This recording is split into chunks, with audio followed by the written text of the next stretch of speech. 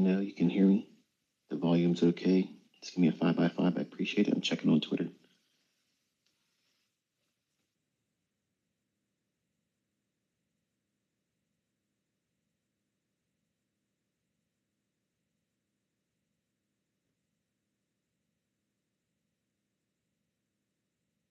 Thank you, mentioned Trader, William, Mr. Wicks. Thank you so much.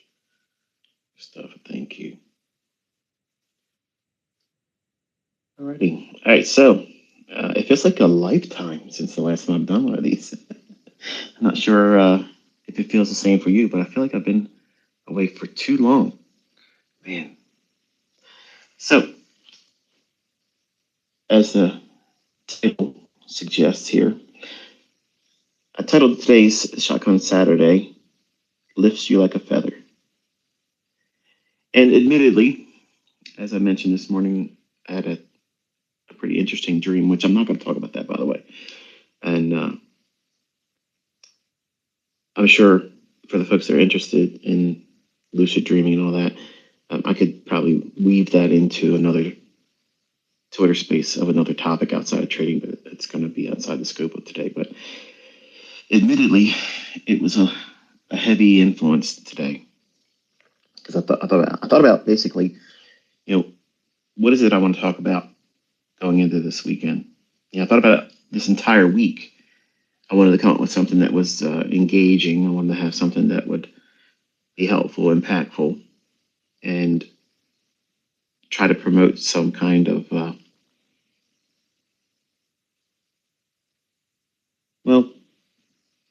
performance,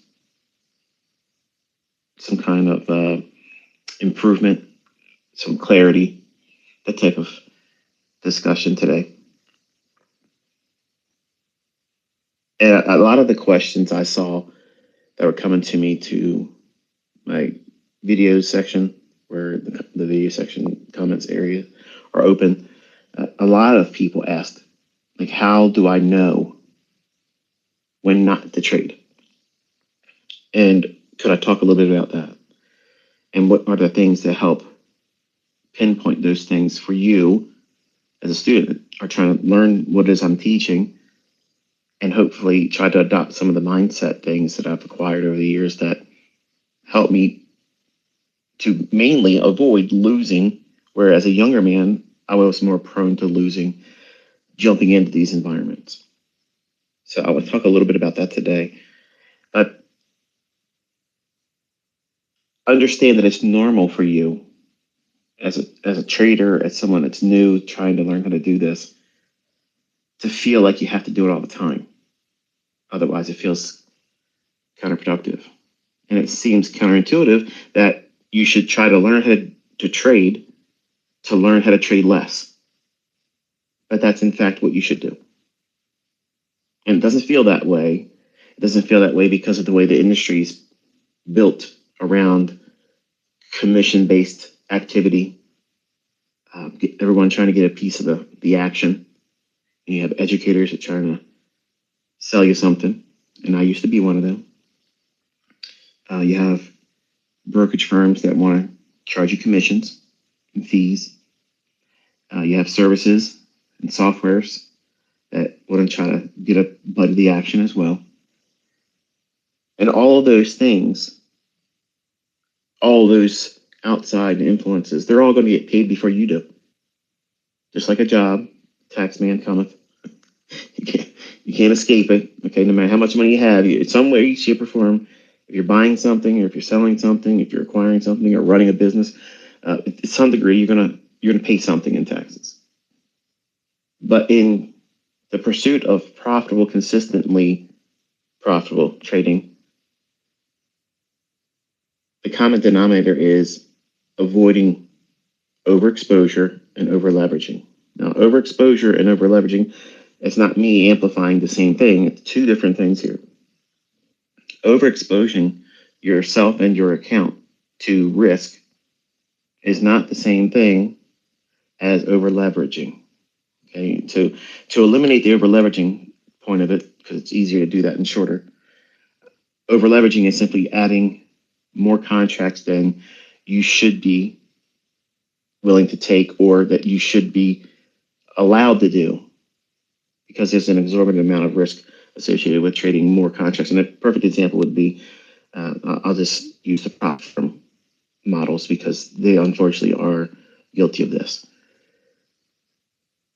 Allowing 15 contracts for a $150,000 combine or whatnot, and only offer you amount of pseudo leverage, or not leverage, but drawdown before they take away the ability to trade that combine or account. It's disproportionate. It shouldn't be allowed. And I think that is one of the things that should be cleaned up. If you're going to see the prop firm industry continue, I think that they should be more realistic.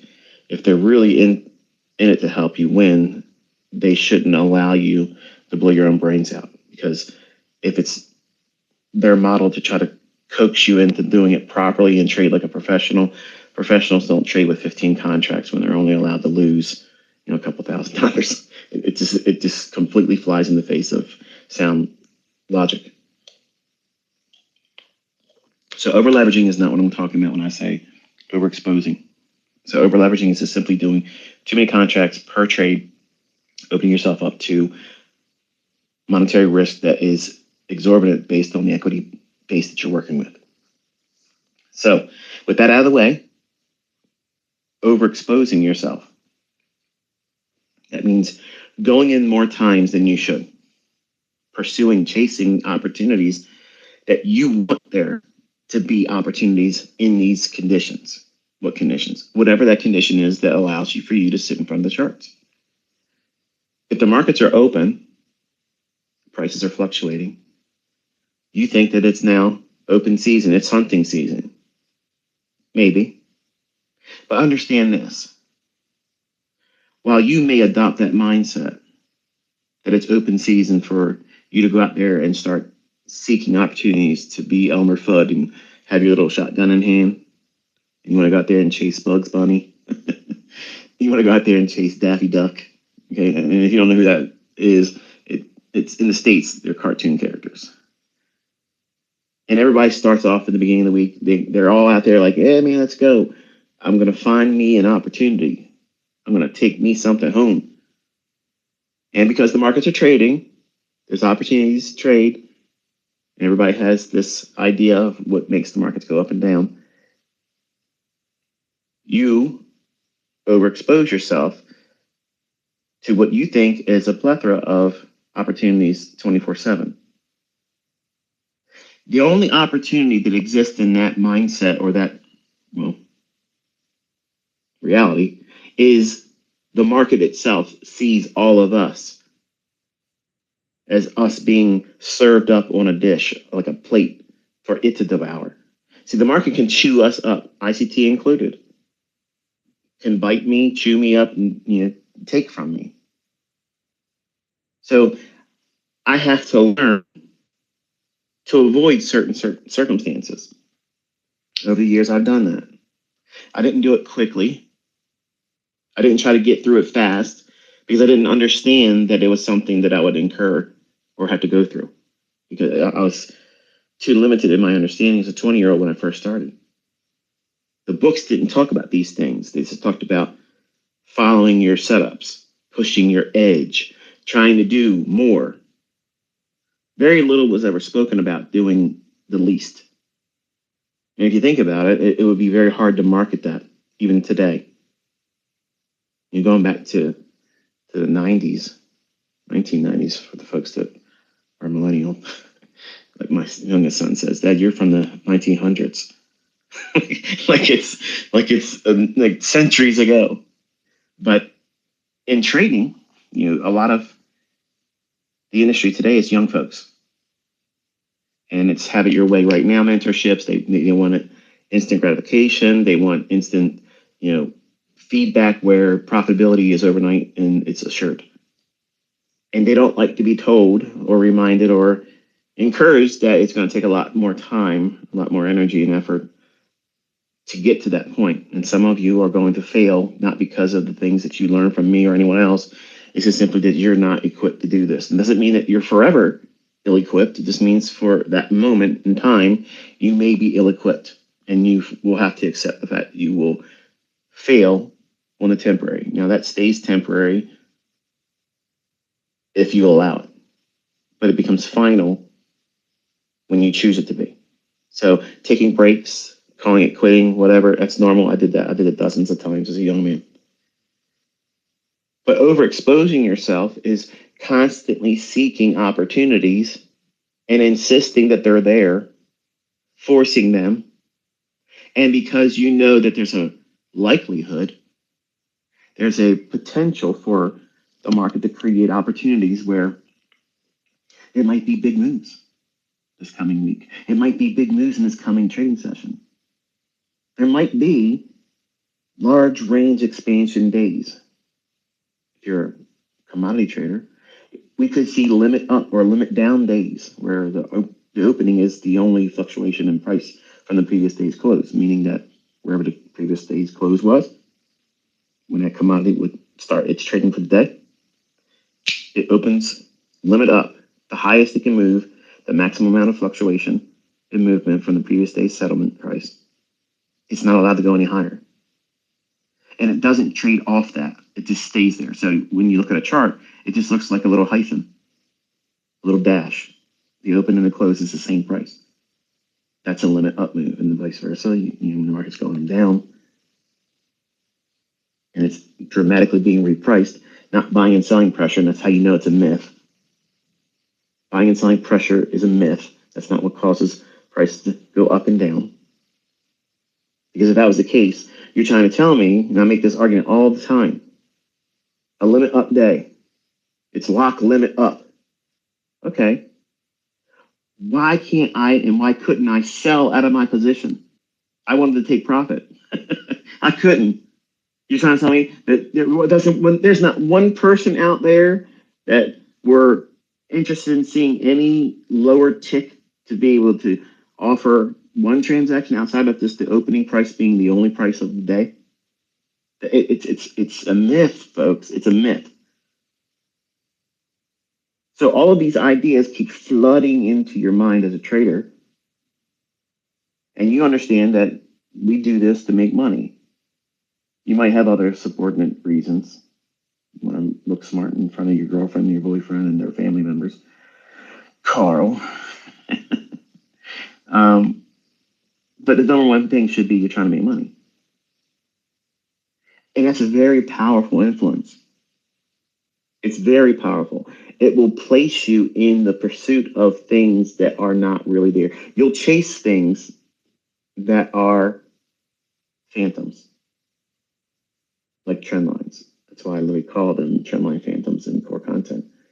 Because you want this to be a diagonal support level. You need it to be, because it provides you the venue on which you're going to act on and say, oh, yeah, this is the time where I want to be a buyer.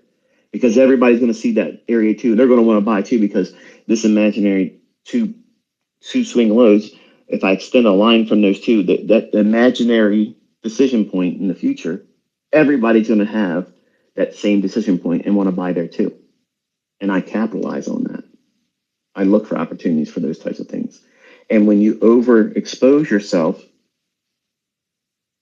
seeking opportunities where there may in fact be opportunities there, but you become the liquidity. But you won't see it that way walking in. You won't see yourself laying yourself on the altar of these markets. Sacrificially just laying yourself out there. Consume me, take me, pick me, burn me up. Dismember me. Willingly doing it.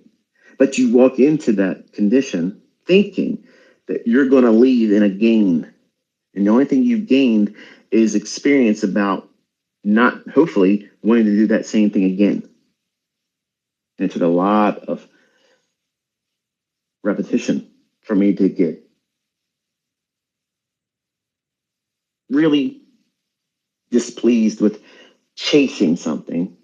Whenever I got really anxious that I was going to miss a move, or if I was really excited about a particular trading week, over the weekend, they were the characters that constantly came up in the play that resulted in me losing, sometimes losing an entire account. And I don't know why when people are new, they come here and they want to listen to me or whatnot. And I'm honest with you and I tell you where I learned from, and it was through pain. It was through adversity and lots of blown accounts. For some reason, that seems to be like a bad thing for you. Like I would want to learn from someone that has gone through the pain, has lost a lot of money, and learned how to avoid doing that again. That's the person I want to learn from. But unfortunately, that's what I'm trying to tell you many times when I said in this discussion this morning. You're talking about how to trade less. If I wrote a book and it titled it Trade Less, nobody's wanting to buy that book. Now there might be a little niche market in there because it's my name on it, and people want to hear what I have to say about it.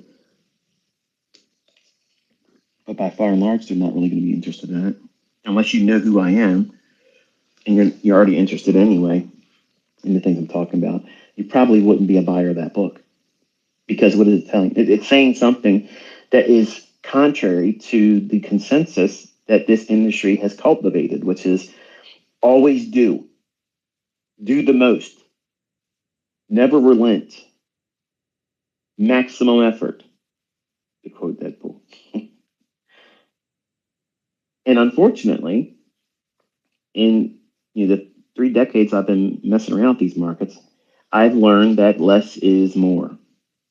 And I've also learned that I was prone to overexpose myself to risks that I didn't understand or could identify as risk because I was falling victim to the things that I purchased in terms of courses and books and people teaching this and that. And because I wanted to change my life, I didn't want it to be the mundane Michael, the average Joe. I was seeking and pursuing something that was bigger than just regular. I didn't want to be the regular guy. And everything that I picked up, I've always demanded it to be exceptional. And I was very disappointed that everything that I purchased and everything that I absolutely worked very hard by their rules, I followed it by their rules, and it would not work. It would not yield to me the results that they promised. It would not yield a consistency and a visibility to be able to see these things forming beforehand. And it caused me to jump into the very next thing, the shiny new object syndrome. And even in this community, because if I teach something new, I talk about something new, everyone's so quick to let go of what they're already working on that they've had progress in and beginning to see the stages of development that hasn't happened fast enough for some of you. And because it hasn't happened fast enough for you and you haven't had a payout yet in a funded account or hasn't seen a profitable live account yield you a withdrawal yet, you haven't got to that stage yet. It's there waiting to be had, but you haven't got there yet. So you're impatient. And it's easier for you to say, well, this looks new. And everybody's going to be talking about this new thing. So I'm going to be distracted anyway. And ICT is going to be jawboning and going on and on about this new thing. So I might as well just go ahead and chase that because who knows? It might become easier. I might be able to get this faster. And faster is a recipe for disaster. And I was a pellet, didn't even know it. The idea of trying to do something quicker for the sake of getting through it. I want to get profitable. I want to get to a point where I can see the setups form real quick, looking at any time frame. The way you get to that level is constantly exposing yourself to back testing and watching live price action. You do not get it by overexposing yourself to risk.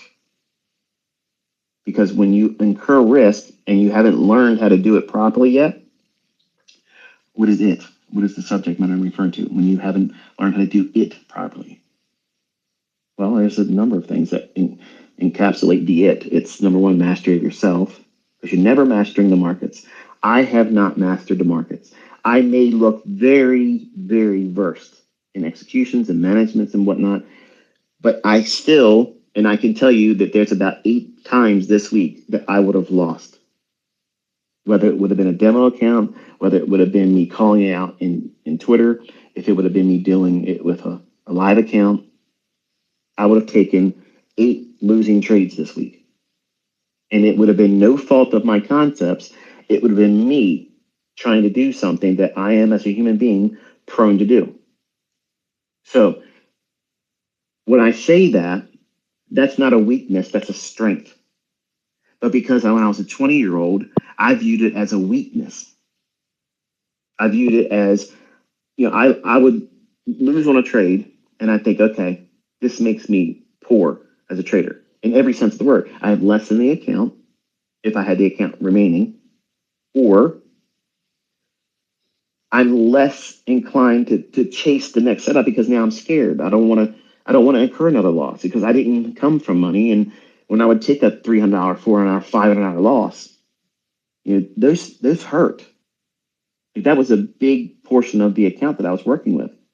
And it took a lot for me to get these couple $1,000s scraped up to refund an account, paying exorbitant amounts of fees and paying for all the little bells and whistles for the data and the software programs that I was trying to constantly build up, and working with a desktop.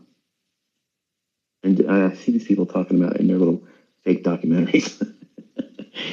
For the record, again, because there are people out there that try to say I have multiple laptops and they're all sitting in front of me, and I'm buying in one account, going long, and going short in another. I have one laptop, folks. I have one tablet. I have 8 monitors that runs on one PC, one tower. Okay, and I facetiously mentioned, like a backhanded remark in the interview with Corbs. I said that my laptop died. I had a Hewlett Packard. Okay, I had a desktop PC, and I had one computer with one big old monitor that literally is the size of a Yeti cooler. Okay, I'm trying to talk in terms where the younger crowd can kind of envision what it is I had. But I had all these things that I thought were high technology back then. And I guess in a lot of ways they kind of were. But today, you can do a lot of these things that we were trying to do and hope to do on your cell phone. And that's not the idea that you should be trading your cell phone, but you have more power in your cell phone to be able to pull up data, switch to one web browser tab, and have a multitude of things at your fingertips. And it's like a candy land right now of just going in and gathering information, collecting data. But that same thing is also overexposing yourself. Looking at too many markets, looking at too many things that's going to complicate. I can teach you intermarket relationships. I can teach you intermarket analysis. I can teach you the characteristics that one market will lean upon on another. Okay? And I can do it in a wide array of ways where I can show you every instance of how a market will influence a commodity, or a commodity may influence a specific market. An interest rate will affect this market, but that interest rate, that bond reaction, 30-year, 10-year, or 5-year, isn't always going to be mark to market, meaning that it's not going to be instantaneously the opposite, or the effects of what you would expect in like SMT. There's a little bit of a delay that sometimes occurs with the interest rate markets, which makes it a little bit more complex to teach. And frankly, the way the world is right now, it's a market I would not want to touch either. And remember, I said I was leaving Forex years ago. I haven't been touching it. I went back to futures trading. Now, my heart is in the bond market. But I also am aware that that risk is high in the interest rate market because there could be a interest rate implosion and it could happen instantly and it could harm me. So what I'm doing is I'm focusing on a market that I trust, which is the index futures. I'm looking at a small universe of investment vehicles, meaning I'm only concerned about the S&P 500, the Dow 30, and the NASDAQ 100 composite index. That's it. I don't need the dollar index to trade any one of those. And to further simplify it, I don't trade the Dow. So what am I limiting it to? I'm looking at just the SPOOS market, which is S&P 500, and the NASDAQ composite index. And because I want to be in the market that's going to move faster, that's going to be exaggerated in its price swings. So what have I further done? I've reduced it down to just one market, referring to S&P like I would do what? The dollar index for a Forex pair if I was trading euro or cable. So I've simplified my observations in the marketplace. I've reduced my time in analysis.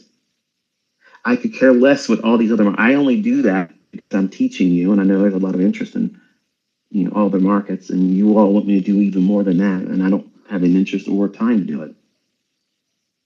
But the things that I do in those respective markets, they're the same things I'm doing in any market I'm trading with, because it's not changing.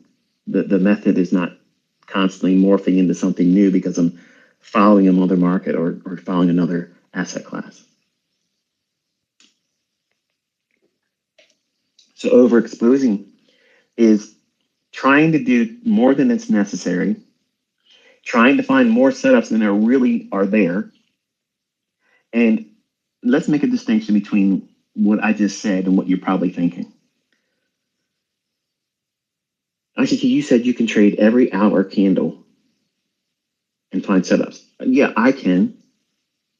But just like I understand that my audience that's listening to me, I have a great deal of influence. And that's very intimidating for me. Some of you think that I like this position. I can't wait. There's 3 weeks left and I'm done. 3 more weeks and I'm not on Twitter no more. And this level of influence I have over many people who have a high regard of my opinion, a high regard of me as a person and the things I'm openly sharing for free and helping other people. That influence, that power,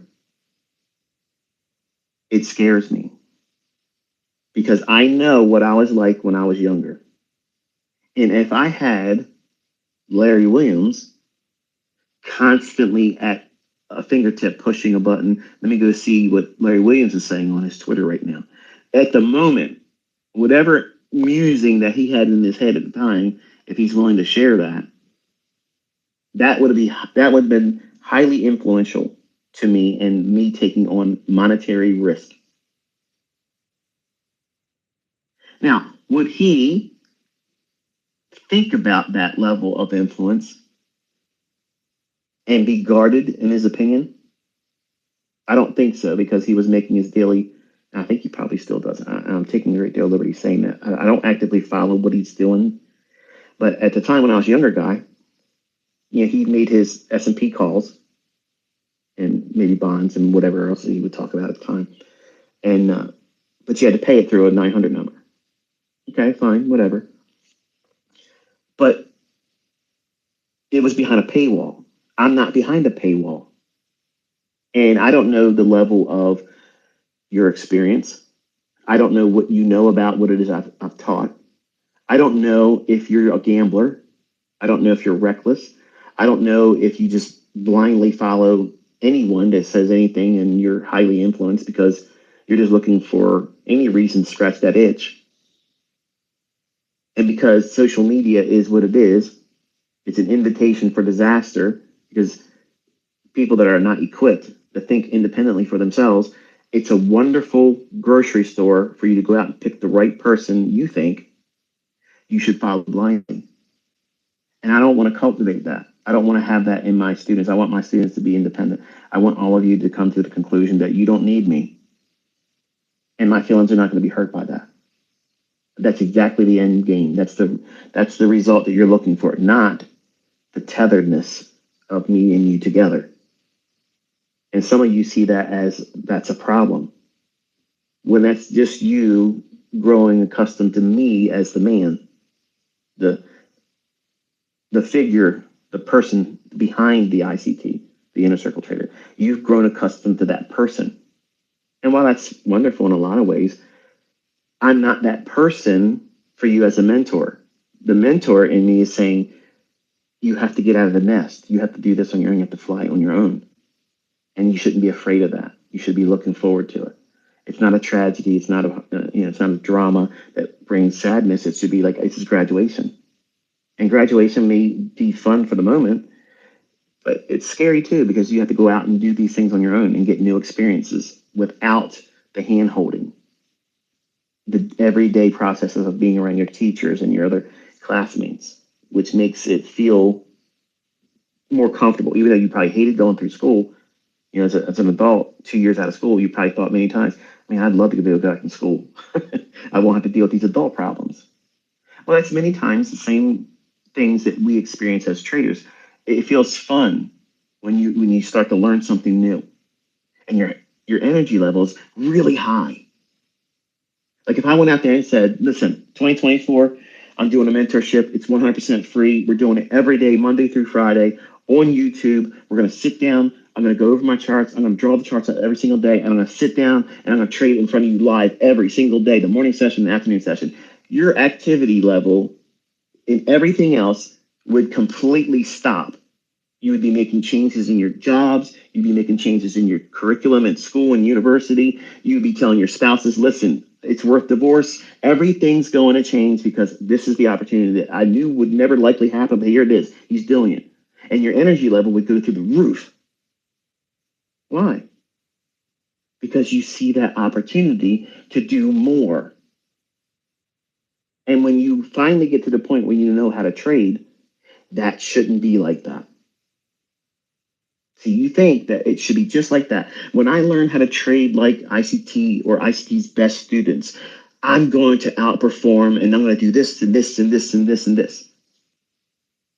None of my students with this new power they have thinks of their trading like that, because they know they don't need to do that.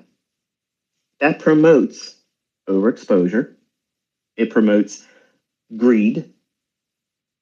It will invite fear, because what you'll end up doing is you'll fear not controlling yourself. You'll become reckless, start making mistakes. You'll disassociate yourself from the model and the approach, and you'll revert back to retail processes, which is fear and greed, and analysis paralysis. That's retail thinking. In encapsulated form, that's it. So preventing overexposure is paramount. I knew when I gave the analysis before we started trading this week, I said, I'm going to put a limit on what I'm willing to wait for. And if I don't get this, I'm okay with not taking a trade. All week long, I'm comfortable not taking a trade. I wanted to see very specific things, and I don't want to kill the analysis and review that I'll be doing on Sunday, which will be live streamed, by the way. So we'll be living the market review at 5 p.m. and we'll see what the opening ticks are on all the markets, because I think we're going to see an extreme gap lower on equities, index futures. So, but anyway, having that observation of what's going on in Israel, what's going on in Gaza, and how all the other Arab nations are, they're getting rowdy. Okay, they're getting really jerked up and animated. some of the bases, the U.S. bases, have been attacked. I think that's going to increase. And I think we're going to see a greater escalation in all of that stuff. And as a younger man, I looked at war, pestilence, famine, chaos, all these problematic things as cha-ching, that's an opportunity to get money. And that's how a globalist thinks. And when they see that you are good at that, they'll tap you on the shoulder. And then you have to make a choice. You should not have that mindset. You should have no fear of these things, because ultimately, if you're wrestling with this as an investor, and I get this question a lot, and I promise this is not going to turn into a religious conversation, but it's appropriate for this moment for me to talk about it. I have a lot of students that are quote unquote Christian. And the number one question that comes up is, should they view trading as gambling because they are told that it's gambling and God won't honor or bless this because it's gambling? Well, there is a way to do this that's not gambling. Okay, the way I teach, number one, you're not trying to be reckless. You're looking for very specific things to qualify a setup. You're looking for things to quantify a setup. And also, I'm teaching you to do it with very little risk, not over leverage, not over leveraging. Do the least. Trade with a micro lot. $5 per handle in S&P, $2 per handle on the NASDAQ. That's very, very, very low in terms of the multiplier for a pip fluctuation, or not pip, but a 4 tick or 1 point or handle fluctuation in the respective averages. Now, if I say trade with 15 contracts and try to go for broke every single time, that's gambling. When I talk in Twitter spaces, I'm talking to you like someone that has been here before, has hurt himself, has learned from it, and has also helped other people avoid these same things, and they're profitable. Learning to do the things I tell them to do and avoid the things I tell them to avoid. That's how they got to where they're profitable. They're not reinventing the ICT wheel. They're not revamping something. They're not improving upon it. They're just applying sound logic, mastering themselves first. But trading can be gambling in the hands of someone that's out to prove something. Out to prove something.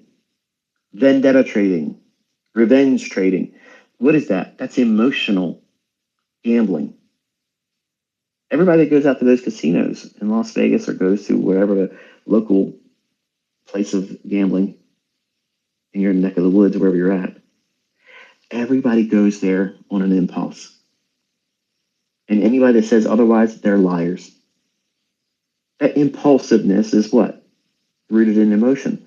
They are feeling less than they should. They feel lack. They feel depressed. They want to feel better about themselves. And what else would make you feel better than winning some money? And that's why traders start in this industry recklessly plunging into it with no model. They race in there. The only thing they really want to learn how to do is, how do I open up an account? How do I buy? How do I sell? How do I get out? And how can I get my money? That's what they're thinking is a mentorship. That's mentorship. That's mentorship. That's myopic mentorship. And there are dollar mentorships like that all over the internet, all over social media, because there's a new round of suckers coming in all the time. If I was a sleaze bag, I could be making millions of dollars every month fleecing those individuals. I don't need to do that. I'm here on my weekend telling you how to better improve yourself, think correctly, how to avoid gambling, how to avoid blowing out your account, over leveraging, and today's topic is overexposing yourself. Don't open yourself up to pursue more opportunities than it's really appropriate for you. Now, trading in an environment where there's going to be a lot of knee-jerk reactions. Now, what do I mean by that? Because ICT, you always say that the markets are not, going up and down and fluctuating as a result of buying and selling. No, it's not. Not because of our buying and selling collectively, no. It's the delivery of price by the central bank. Because that's the market maker. The New York Stock Exchange, that's not the hub that starts everything. Okay, that's just the face. I nailed it. That's the face. That's who we think it is. Okay, all the prices come from there, and it's a result of buying and selling pressure. Okay, if you want to believe that, that's fine. You're welcome to believe that. I have learned that trying to make the case that it's not that, I'm not going to convince everyone, and frankly, I don't care. And when you learn how to do this, you don't care either. It's funny to see these people run around believing with the nonsense that they believe. But the central banks themselves, they are the masters of all this. They are the masters of money in every form of it, even your beloved cryptocurrencies. ICT, you see what happened in Bitcoin? You said it's going to zero. It's going to zero. Okay, it's going to zero. I'm not claiming to know what every fluctuation is going to do every day. If I knew that, I'd be out here mopping the floors with all that stuff. And all these crypto fanatics that follow people that I've seen no real reason to be following them. But I guess, whatever. They would follow me if I called those crypto markets like I call the NASDAQ and the S&P. They'd all be here. And I'd have more headaches with more drama and personality disorders and people that just want clout. You don't want to expose yourself to that kind of environment. And I knew enough going into this week because I have journal entries, I have experiences, I have accounts where I have lost, that I have beat myself up for months, knowing full well that I've done it before and I should have known better and sooner, but I still went in there and recklessly plunged ahead. And because I have such a large audience now, like, I have to be careful what I say now because I know it's impactful to many of you. Like, some of you are willing to just take whatever I say because I said it, that's it. And I don't want any of you to think that. I want you to say, okay, this is what ICT said this. Let me go in here and see if what he said is valid. Is this really there? I'm taking it back. That's how I started. That's how I started as a teacher. What I'm about to show you, in 1996, when I sat down with my students then, who sat with me side by side, literally, I don't want you to take what I'm going to say today and believe what I'm saying. I want you to go in to the charts and look for these things. If you can't see them, you come back tomorrow and you tell me that you don't see them. And I'll show you how to better identify them. Because if you can't do that part first, the rest of the week, and that's all they had with me is 1 week. Now think about that. I mean, look at all the content I have now. That's 30 years, and I have literally done a little bit less than, I think maybe a little bit over a quarter of everything that I know. That's what my compendium right now that's out there, and everything that's ever been done by me is just a hair's breadth above 1/4. And look how much has impacted the world. But also, look how much has caused confusion, caused competition, broken hearts, sore bums, people getting angry because no longer are they the flavor of the month. And because I'm not trying to be anybody's enemy, and I want my life back. I don't want to be a celebrity. I used last week what I learned through hardship. I know that there was going to be movement in the markets this week. Lots of fluctuations. I knew there was going to be big moves and big range expansions. I knew that was going to happen. But I also knew that there was going to be a decoupling. Now, what is decoupling? When a market moves symmetrically, these are the parts where you write the stuff down, folks. Not just grab another corn chip and dip it in a nacho sauce. This is where you grab a pen or a pencil and you write down things I'm saying because it's impactful to you. It means something. It's going to help. It's going to help you in the future when I'm not actively doing this with you on a week by week basis. But decoupling is when a symmetrical market no longer follows the symmetrical processes.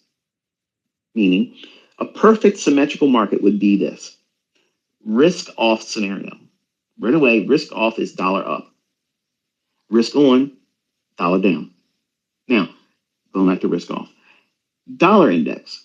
If it's to go higher, if that higher dollar, if that is expected or we think that that's going to occur, we have little perimeter alarms in our house because I have puppies. And I want to know if they go in certain areas because I have rugs that cost more than most of people's cars a day. And I don't want them to make an accident there. And I don't want little gates to block them away. So one of them just went off. So I was waiting for my wife to turn it off. Otherwise, I would have said, hold on 1 second. So a symmetrical market, I'm not sure if you hear that, but I have to make sure she's handling it. These are all the things that go on in a recorded video that you don't ever hear. This is one of the things I hate doing live stuff for because I'm in my home and you're going to hear all the things that go along with it. So risk off scenario or risk off market, dollars going higher. So a symmetrical market would be, okay, equities will start to soften if they're rallying and eventually bend the knee and go lower. Currencies will all move lower as the dollar goes higher. Okay, and bond market will go opposite. So wonderful. That's a symmetrical market. However, there are times where the characteristics of a market environment, which is what we're seeing right now, there's a lot of geopolitical wartime upheaval. There's a lot of opportunity for the central banks to build sentiment. And also, anyone that's positioned appropriately where they can stand to be profitable, they will run on those positions.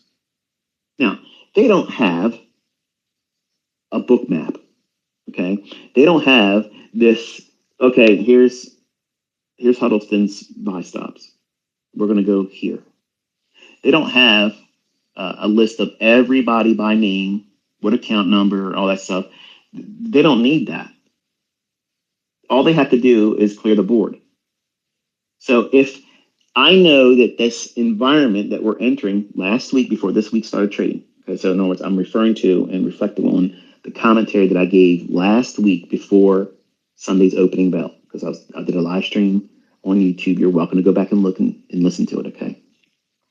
I outlined for me to be interested in trading for the entirety of the week, I wanted to see something unfold. I wanted to see the dollar index get above the upper quadrant that I outlined. And I don't want to say too much because I'm hoping if you haven't watched that video and analysis, go watch it because it's going to help you understand what I'm going to talk about tomorrow when we do our review and analysis for the new week coming.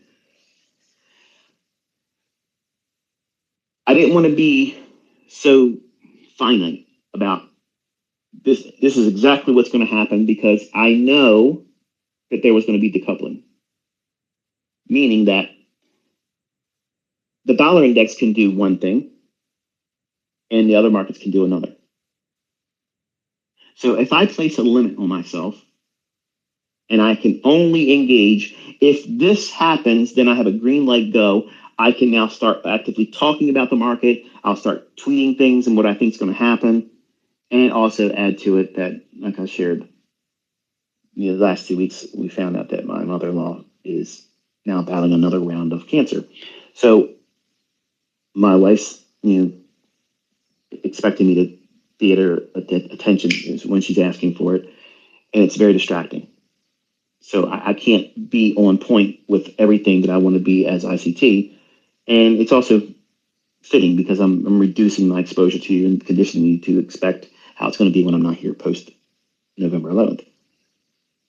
So all those things coalesced into, it would be easier for me to say, okay, if I could say what I require as a minimum for me to engage and talk about what I think is going to happen, then this is what I would look for.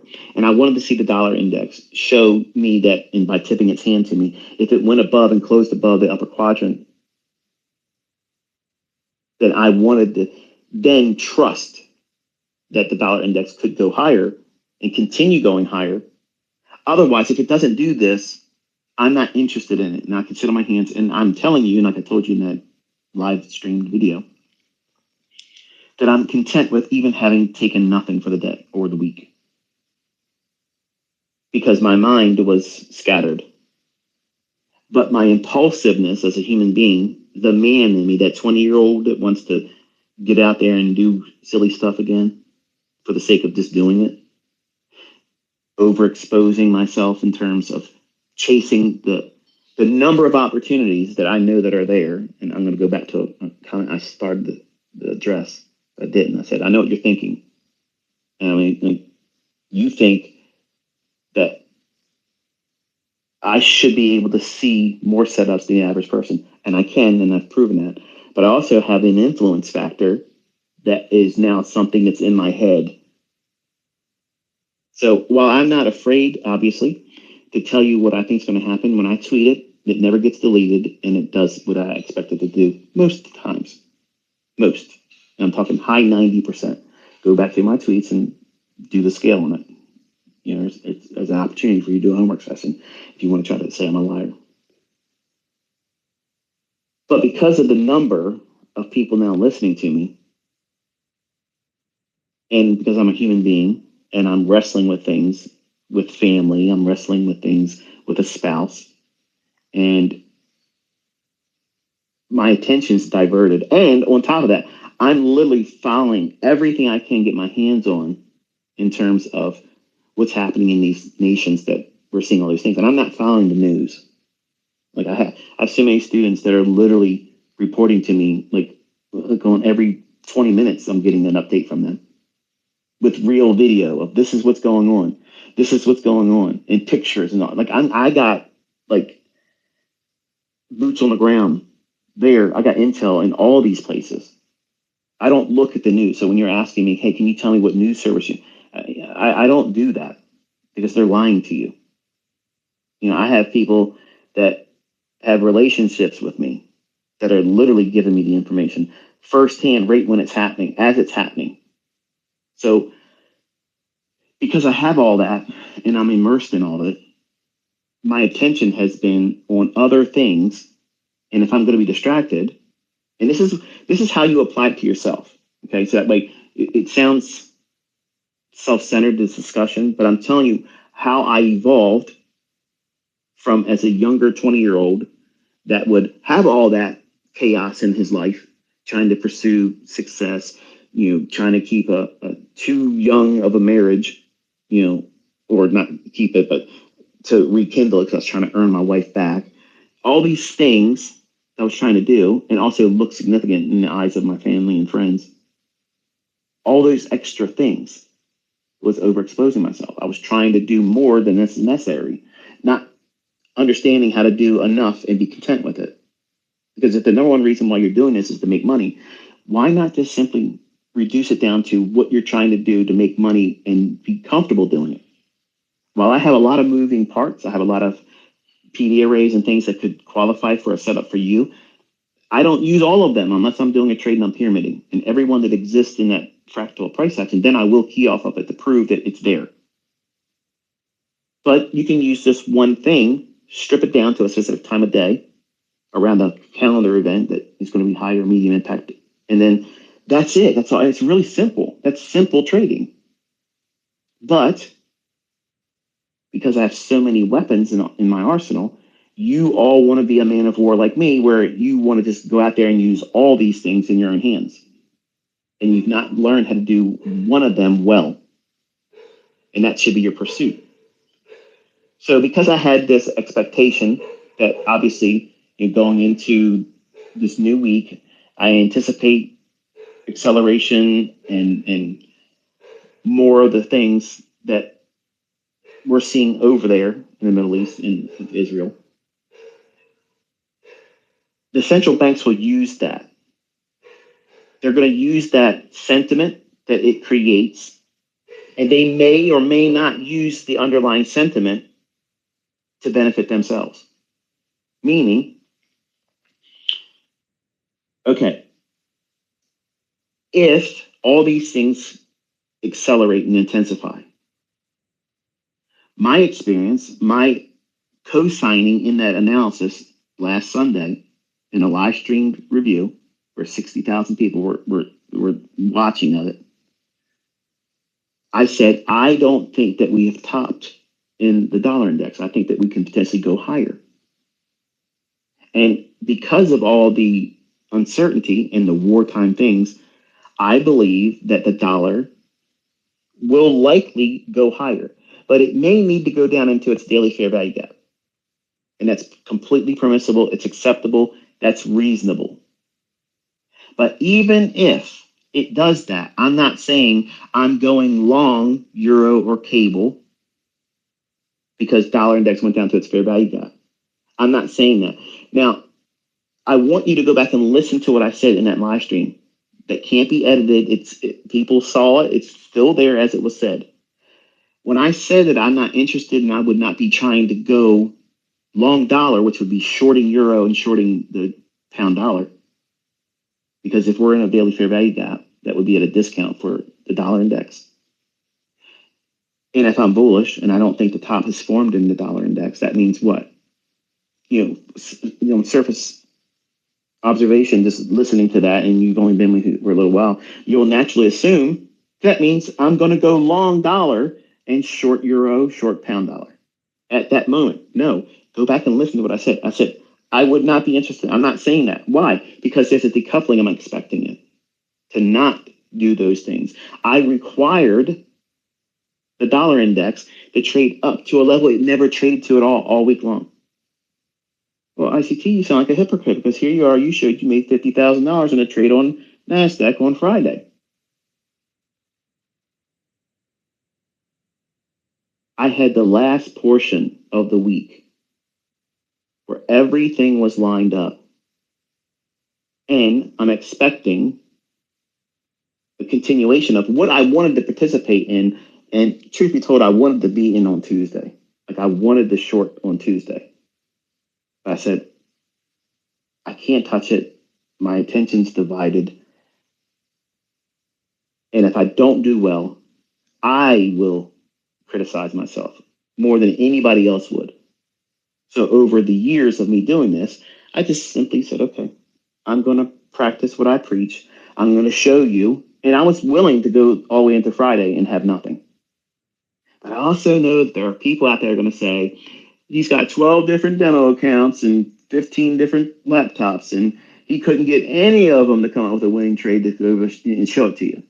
No. The market maker model is what I'm going to teach as my final model on the 2023 mentorship. It will be released on October 31st. I'll release it at 9 p.m. my local time, and it'll teach, which is what I used for Friday's trade.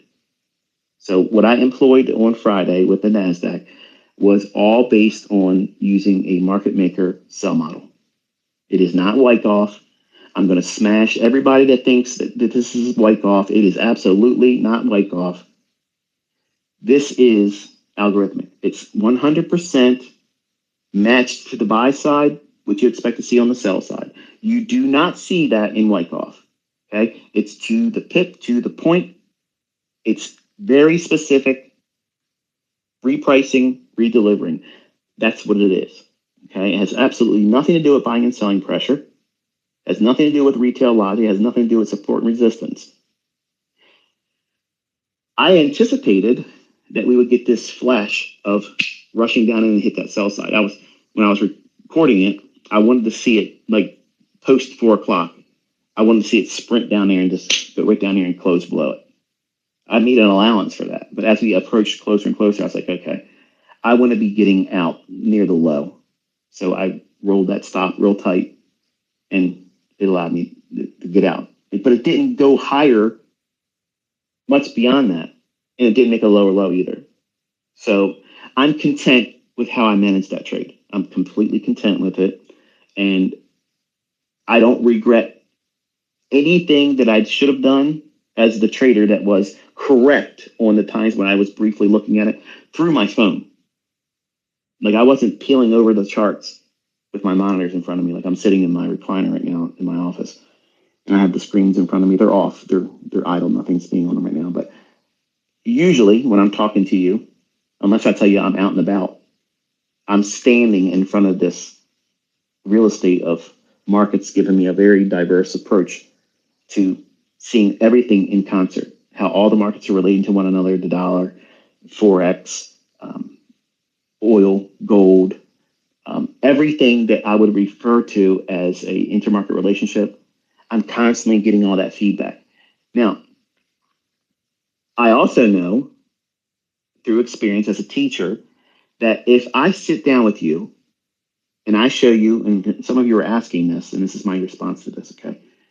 You want me to sit and show you and pan around and show you what's on my screens, okay? And what I'm looking at, why I'm referring to it.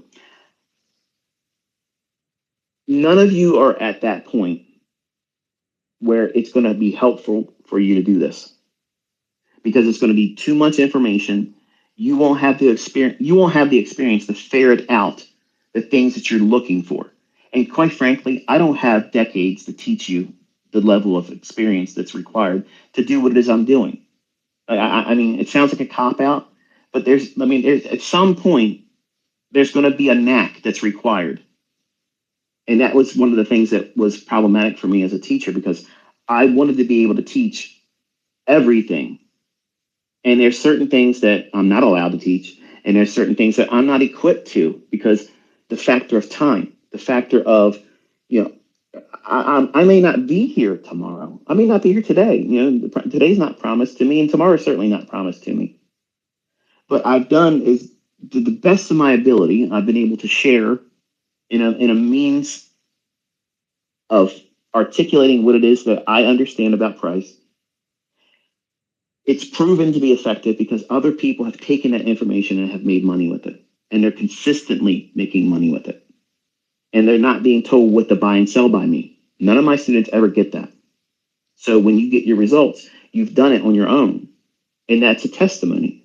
That's what you're supposed to be looking for, your own results, using what it is I've taught. And you should be encouraged by the other people that have done it. But looking at all the information and being able to ferret out the right way of interpreting it, understand that I am a human being. And if I see something in price action, well, let's just make it very plain and simple. Did the dollar index give me what I wanted to see as a catalyst for me to take a trade this week? No, it didn't. So if I was being dogmatic about it, I should not have taken that trade on Friday. Did I break a rule? No. I was operating as a mentor and also limiting my exposure because I identified the fact that, number one, I'm human. Two, my attention is divided and it's being diverted to other things. There's a lot of things going on and it's hot. Like all these things that are occurring over in Israel and Gaza and in the Middle East, that's a hot topic right now. I mean, good grief, I ask a Muslim a question and they want to have holy war on me in Twitter when I just simply ask the question. So while I'm not afraid of any of that stuff, it's just unfortunate that everything right now is volatile. We can't even have a conversation about anything. So I know because of all these factors and what you are all incurring in your everyday life, things are expensive. You want to be able to do this faster and you're going to blame me if you make a mistake, you're not going to own it. I placed a limit on me as a mentor saying, okay, for me to talk openly about what I think is going to happen, it's going to require this. Then I'll take a trade. I'll show you something based on this information here. But as Friday came and I'm looking at price and I'm like, man, I'm teaching on the market maker models this month. It would be horrible for me to let this go by and only talk about it in a review on Sunday after the fact. So I wanted to have something, and I wanted to make up for not having done anything all week. So anybody out there wants to do the scaling and measuring of, mine's bigger than yours type thing, I did your whole month in one trade. And that's if you were doing it with real money. So that logic that I used in that trade, that is incorporated in what I teach is my market maker buy and sell model. That was a sell model. Okay. So if you want to get a preview about what we're talking about, I encourage you to go over to your NASDAQ chart.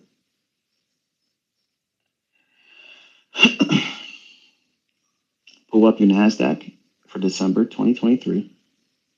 And I'm doing this from my phone because I don't want to turn my screens on, because I know if I do this with my main screens, I can turn this into a 6-hour session today. Do it, ICT, do it. I'm here for it, right?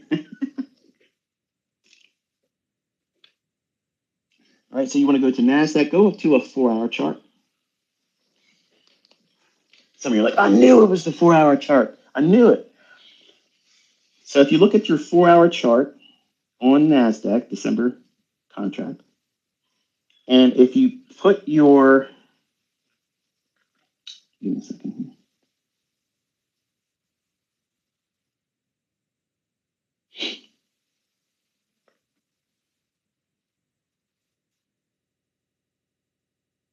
You put your cursor or your mouse or whatever on the low ahead of October,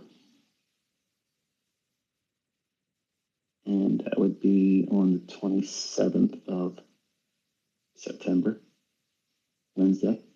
That low formed at 10 a.m. on the 27th of September on your 4-hour NASDAQ chart, okay? And then we had another low form.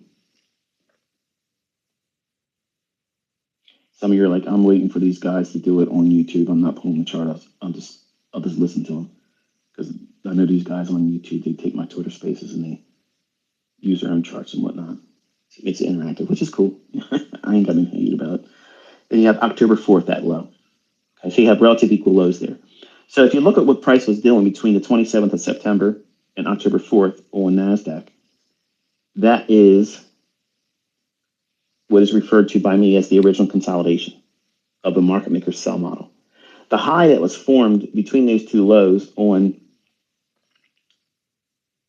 the 29th of September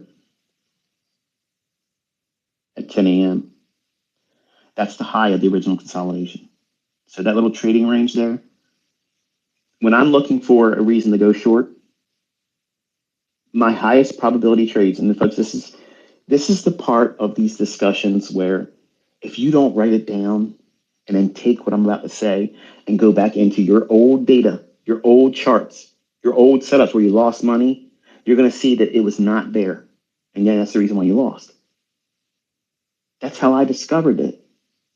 I looked at everything that I was doing with real money, and the things that constantly kept repeating, because I wanted to know. I wasn't trying to hide myself from it. I wasn't trying to shield my eyes and say, oh, I made a mistake. Let me pretend it's not happening and find fault with everything else except for myself.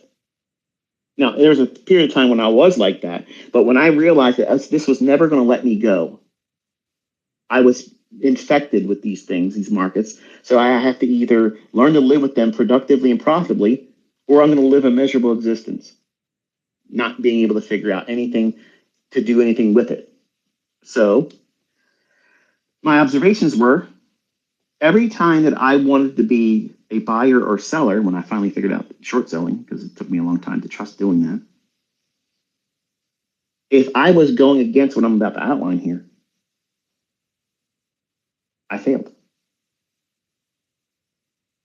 So it goes without saying, if I can see where I was making these problematic errors that were causing me to lose my accounts, not just losing trades, blowing the accounts, because I would be over leveraging, placing Olympic level results and required them to be perfect. You've been there before. You're placing all the hopes and dreams on one trade execution. This is going to pass my funded account. I'm going to get a payout on this first trade with my first day, my first hour with my funded account, and you blow it. That's how I traded as a 20-year-old because I needed to get out of the life I was in. I hated it. I hated it. Well, in this 4-hour chart, that original consolidation between the 27th of September and the 4-hour and the October 4th low and the high on the 29th of September.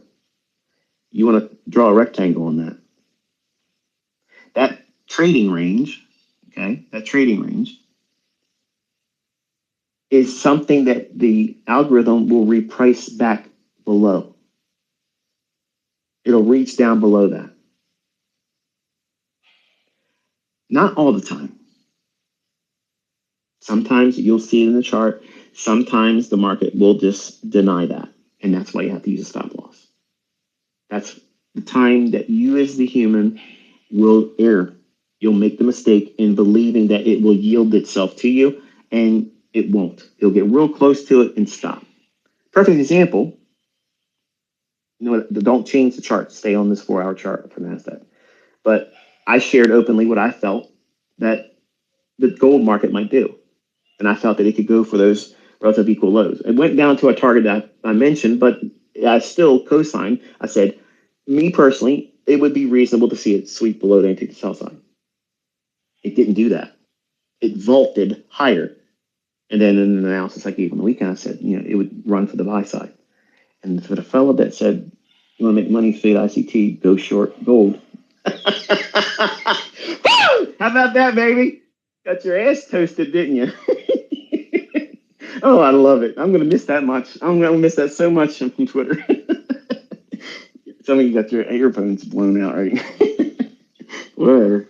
It's live, baby. Sometimes it's going to happen. I've been talking long enough, okay? I've been talking long enough, and it has to swing the other direction, right?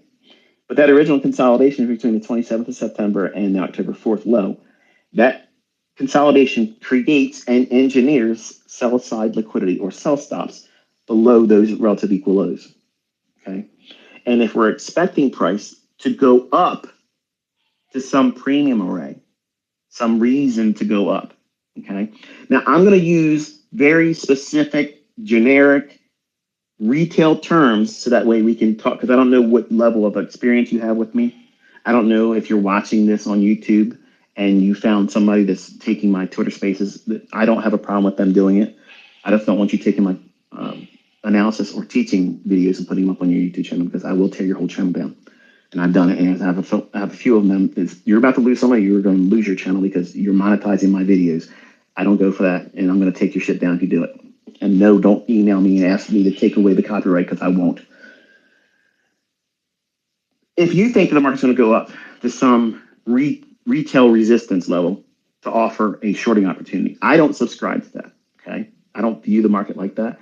I believe the market's going up to a premium, specific premium PD array, a imbalance, or liquidity above where the original consolidation was trading, okay?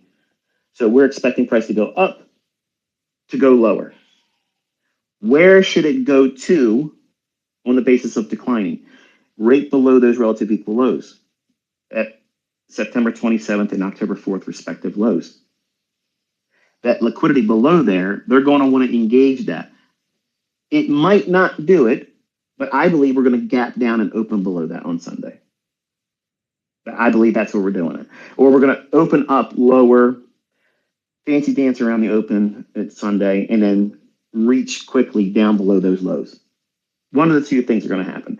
I personally want to see a gap way down there and open below it. That's what I want to see. Now, what I want to see is irrelevant. What I want to see should have no relevance over your trading and your trade decisions. But my experience, what I want to see as a trader, what I want to see as an analyst, what I would expect, that something's going to happen today or has happened, and we don't know because the internet's down in Gaza, northern Gaza. There could be all kinds of atrocities being done, some kinds of escalation. We have Sunday still before the opening. A lot of things can happen. Shocking things can happen. And we're in that climate where things like that can occur. So these central banks will use that sentiment, that shift in fear, which I'm not a fear monger. I'm telling you how to master yourself in these environments. I'm not teaching you to be fearful that the boogeyman is going to get you. So I block people that do that. When they say I'm fear mongering on Twitter, you're a fucking asshole. Get the fuck out of here. I don't want to hear from you. I don't want to see your tweets. Go talk that bullshit somewhere else. I'm teaching you how not to be fearful. These things, I can't change them. You're not going to change them. You're not going to stop that war. America's not going to stop that war. Israel's not going to talk nicely and say, okay, we overstepped our boundaries. And the Palestinians are like, okay, we forgive you. And the Palestinians are not going to accept Israel in any capacity. So there's no solution. So we all have to deal with it. Every nation's going to have to deal with it. The markets are going to use it as a sentiment. It's going to cause all kinds of ramping up in volatility. So you have one of two choices. Don't trade at all or learn how to navigate it. And I'm teaching you how to navigate it. You don't have to like or even subscribe to the things I'm teaching, but don't come to my fucking shit if you're not trying to learn, because you're wasting your time. As soon as I see something that's offensive that I know that you're not trying to learn, I'm going to tell you pound sand, get the fuck out of here. So I'm not fear mongering, nothing. But I want to see it gap down below those relative equal lows on Sunday, because it will be a confirmation that we're going deeper into that daily buy side imbalance. Remember, I was highlighting that a month and a half ago about that is going to be the quarterly shift target. Thanksgiving. I told you. I think if I'm correct, and I am 51 now, so I might be having a senior moment. But don't take my word for what I'm about to say. Go back and listen to the analysis. Go back and read the tweets. I'm not getting any money for you looking at old tweets. I believe I stated that NASDAQ by Thanksgiving, we should be down there in that buy side imbalance on this daily chart. Well, we're a little bit past midpoint of October. We have a couple weeks left. A lot of things can happen between now and Thanksgiving. And we're fastly approaching those relative equal lows on the daily chart on S&P and NASDAQ. There's real liquidity down there. The folks that thought that October low, that fall low is in, I told everybody there's no reason to own equities. There's no reason to own stocks. And where's the clowns that were talking some shit? You're getting eviscerated right now. That October low to me was suspect. It was like a fake trust it. And how do they make you trust it? Putting in fake pseudo support, double bottoms. Well, if you look inside that consolidation, go to the right of it, you're going to see that there is on your 4-hour chart, the 10 a.m. of October 6th. It's Friday. There's a fair value gap there. In that fair value gap, extend that over to the right. To the right of the high that forms on October 12th. All of this discussion is germane to the 4-hour chart of NASDAQ. Okay. And you might think, or might be thinking to yourself, man, I trade Eurodollar. You need to get off of this stuff. Talk about Euro. No, I don't. What I'm talking about here applies to every other asset class. It's not limited to just this. This is what price is doing. I'm trying to teach you to learn how to trust the language I've been using. There's a thing that constantly reoccurs over and over and over again, and it's the repricing to liquidity or repricing to inefficiencies. That's the market truism. That's the truth. It has absolutely nothing to do with the amount of buying and selling pressure. It doesn't lean on the logic of anything else out there. That's all the market's doing. If it's not doing that, it's consolidating. In the rare instances, and we're probably going to see more of these instances start popping up here in the coming weeks and months, you're going to see manual intervention. where you're going to see these sudden boom. Where did that come from? Perfect example. Last week, look at your Japanese yen. In seconds, it moved 100 pips and then erased it. It looked like it was a data error. It looked like, what is this? Then you go across all the brokers and they all had the same thing. So I tell you, I don't trade yen. I do not trade that currency because it's absolutely highly manipulated. Swiss franc is too. And gold is equivalent to that. It's the event-driven market, but in wartime scenarios, you can see gold moving around a lot. But that fair value gap that I just mentioned on the 4-hour chart, if you extend that over to the right, it's going to behave like a point of magnetism. It's going to draw price into it again.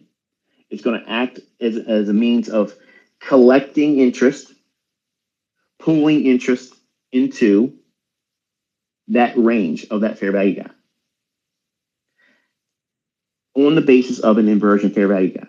Now, if you have been listening to these long-winded rants and dry conversations, not over a chart, but in Twitter spaces, if I was a college professor and I was teaching a lecture and you paid for this course because it was part of your major and you actively wanted to learn, you would be literally writing down everything that I'd be talking about because you want to maximize the time with this professor or this teacher or the lecturer.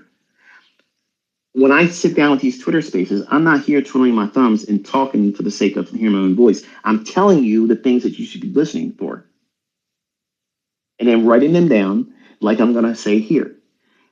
If I see a PD array that my interest is in and I expect it and it's usually willing to go back up to it if I'm bearish, if it trades up to a fair value gap.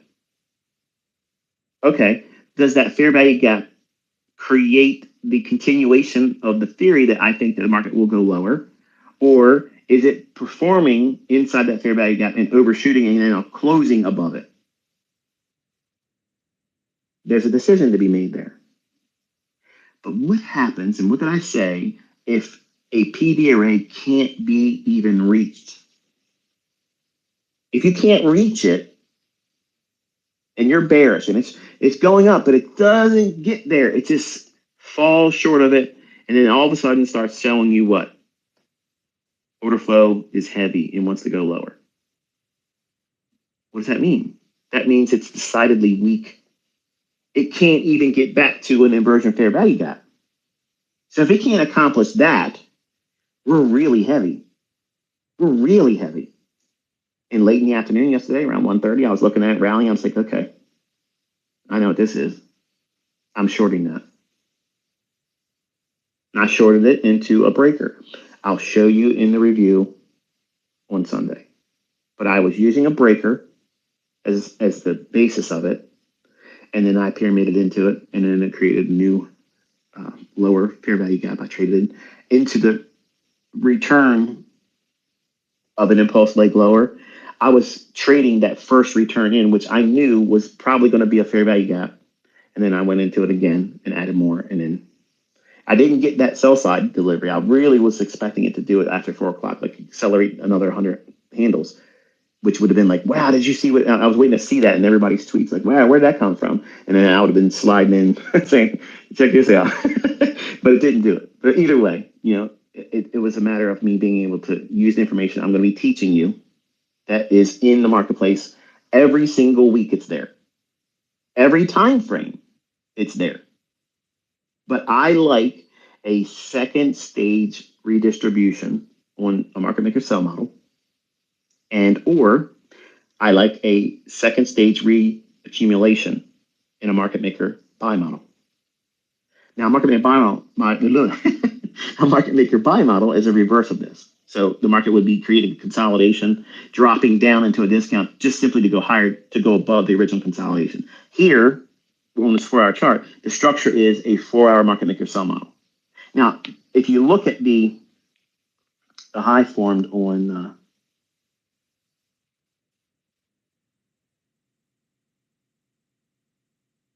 October 12th. And on your 4-hour chart, it should be your 10 a.m. candle. That is a smart money reversal. And then you can see the low risk short forms on the October 13th, 6 a.m. candle. And it's trading right up into the fair value gap that formed October 12th at 10 a.m. on that candle. And then we have the first stage distribution on October 16th, which is the 2 p.m. candle. All of this is relative and germane to the 4-hour chart still. And then we had a lot of consolidation in there. And then finally it dove down. And then we have the second stage redistribution at 10 a.m. Thursday, October 19th. And that leg lower did not trade. It did not trade below the original consolidation of the October 27th. I'm sorry, the September 27th low and October 4th low. So there's still room and opportunity to see that expansion lower. And I saw the afternoon rally going in at 130. What's at 130? What did I teach you about 130? I'll give you a minute. Think about it. I'll get a drink. 1:30 ends the lunch hour macro. It's like whatever's going to happen in lunch, it ends at 1:30. So I can take a trade and I start observing. What time did I start telling you that I observe the PM session? 1:30. Why? Because it ends at 1:30. But there's still a lunch. Nobody takes a lunch, ICT. The markets are run on this idea. It's all controlled. There's a time and schedule for all these things to occur. And when that market was rallying in the afternoon, after lunch yesterday, it trades up into a breaker. That was the draw for it. And then it rotates lower. And it gives you everything you would expect to see form. If it's going to drop, there's acceleration down, creates a fair value gap in the form of a SIBI, sell side imbalance, buy side inefficiency. Then it trades up into that, offering what? An opportunity to get short again if you missed it, and then ride it going into the last hour trading. And just hold for these lows here on the September 27th and October 4th respective 4-hour lows. I don't think it's going to just go there and stop. I think it's going to dig next week deeper into that daily buy side imbalance, sell side inefficiency. That quarterly shift target I gave you a month and a half ago, when we were trading up, everybody else is saying it's going to keep going higher. It's going to keep going higher. I'm going to bet you that it's going to be higher. Where are you at now? You blocked me. That's where you're at. All these things is a tapestry that requires you to spend time learning this language, sitting with me, observing it, and not trying to rush out there to get money. And because things are expensive, they're getting more expensive, you're all going to hang on the words that I tell you, and you're going to use that as a catalyst to get into a trade that I did not tell you to take. And that's what I think about more than anything anymore now, because there's so many of you. It's very intimidating for me because I don't sound like an introvert when I'm talking to you like this, because I'm shielded. I'm in my little bubble here. I'm comfortable. I'm in my own space. But I would not talk to you this way if we were in a group setting. I'm just going to be a name dropper here because I don't think it's disrespectful.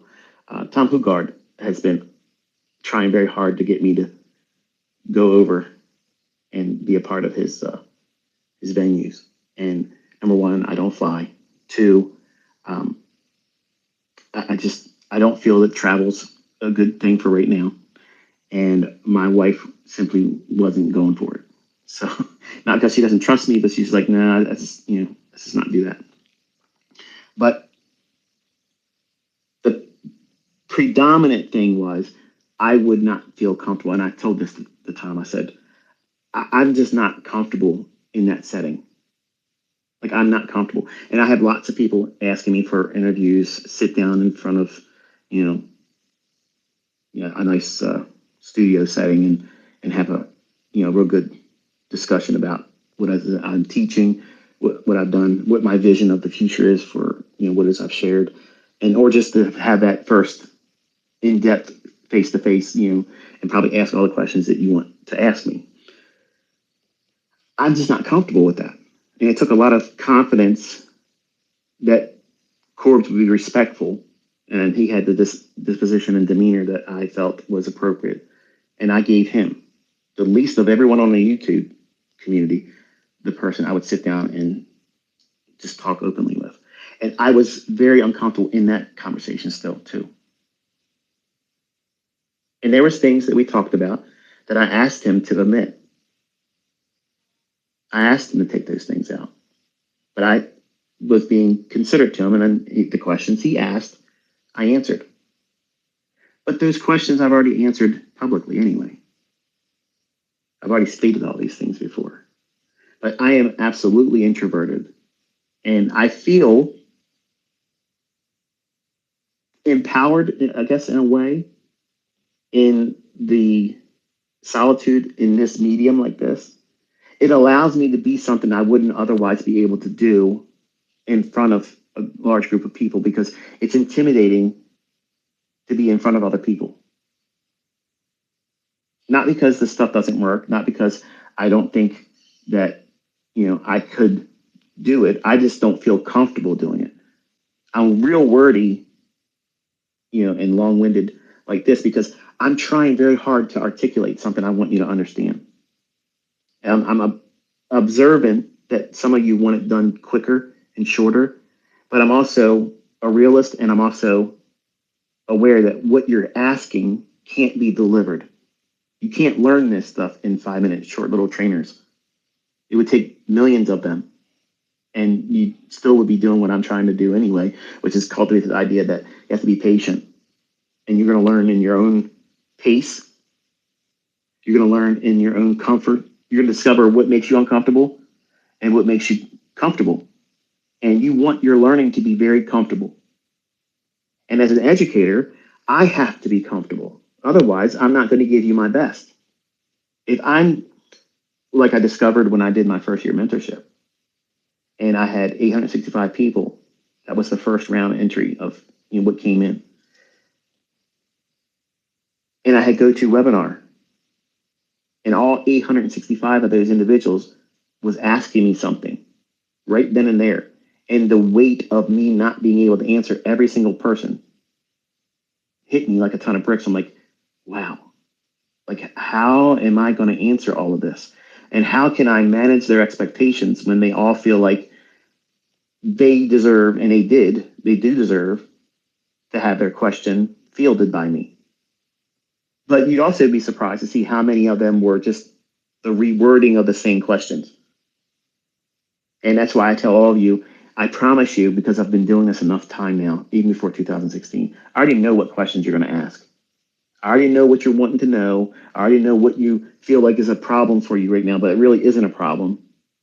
But you're not willing to listen to these discussions where I'm willing to sit down with you, spend my personal time. This is expensive for me. I could be doing lots of other things right now.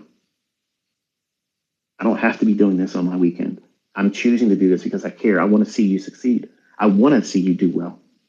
But I also want to do the best as an educator, and I don't want to half-ass anything. So when I try to teach something, I go into all the little subtle nuances that are going to be impactful, even though you may not appreciate it at the time because you think it's extra, it's fluff. It's not fluff. It's something that's going to be paramount to you because at some point you're going to try to implement this information. You're going to either do it with a live account, a funded account, Combine, or a funded account, or a demo that you have a whole lot of hopes and set goals. If it does this, then I'm going to move to a funded account, or I'm going to go to a live account if it performs well in this demo account. But you're not going to have all the information because you want to just pick and choose and have selective understanding.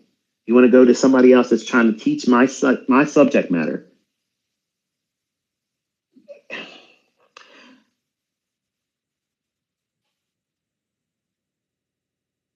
I don't know how else to say it than it's going to take you longer. And I've done everything I could over the years to try to simplify something that's very, very complex. If these markets are in fact ran by an algorithm, and I'm framing that in the argument for the people that don't want to believe it, if they are, wouldn't it require a great deal of theory to be understood? On what basis do they implement the price runs higher and lower? And when would they consolidate and frustrate you and not present opportunities when other people might see something in the chart and say, oh, there's something there, and they get whipped, sawed, and chopped up? I'm sharing that with you. I'm telling you when to see the markets in. It's going to be problematic. There might be opportunities there, but it won't be easy because it's going to be high resistance. And it still might go to where you think it's going to go, but it won't be a clean one single run to it. And I'm teaching you how to identify that. That's what you want to be pursuing. But those runs don't happen every single day. Those low resistance liquidity runs do not happen every day. Price fluctuates, yes. Price runs for liquidity each day. It runs for inefficiencies each day.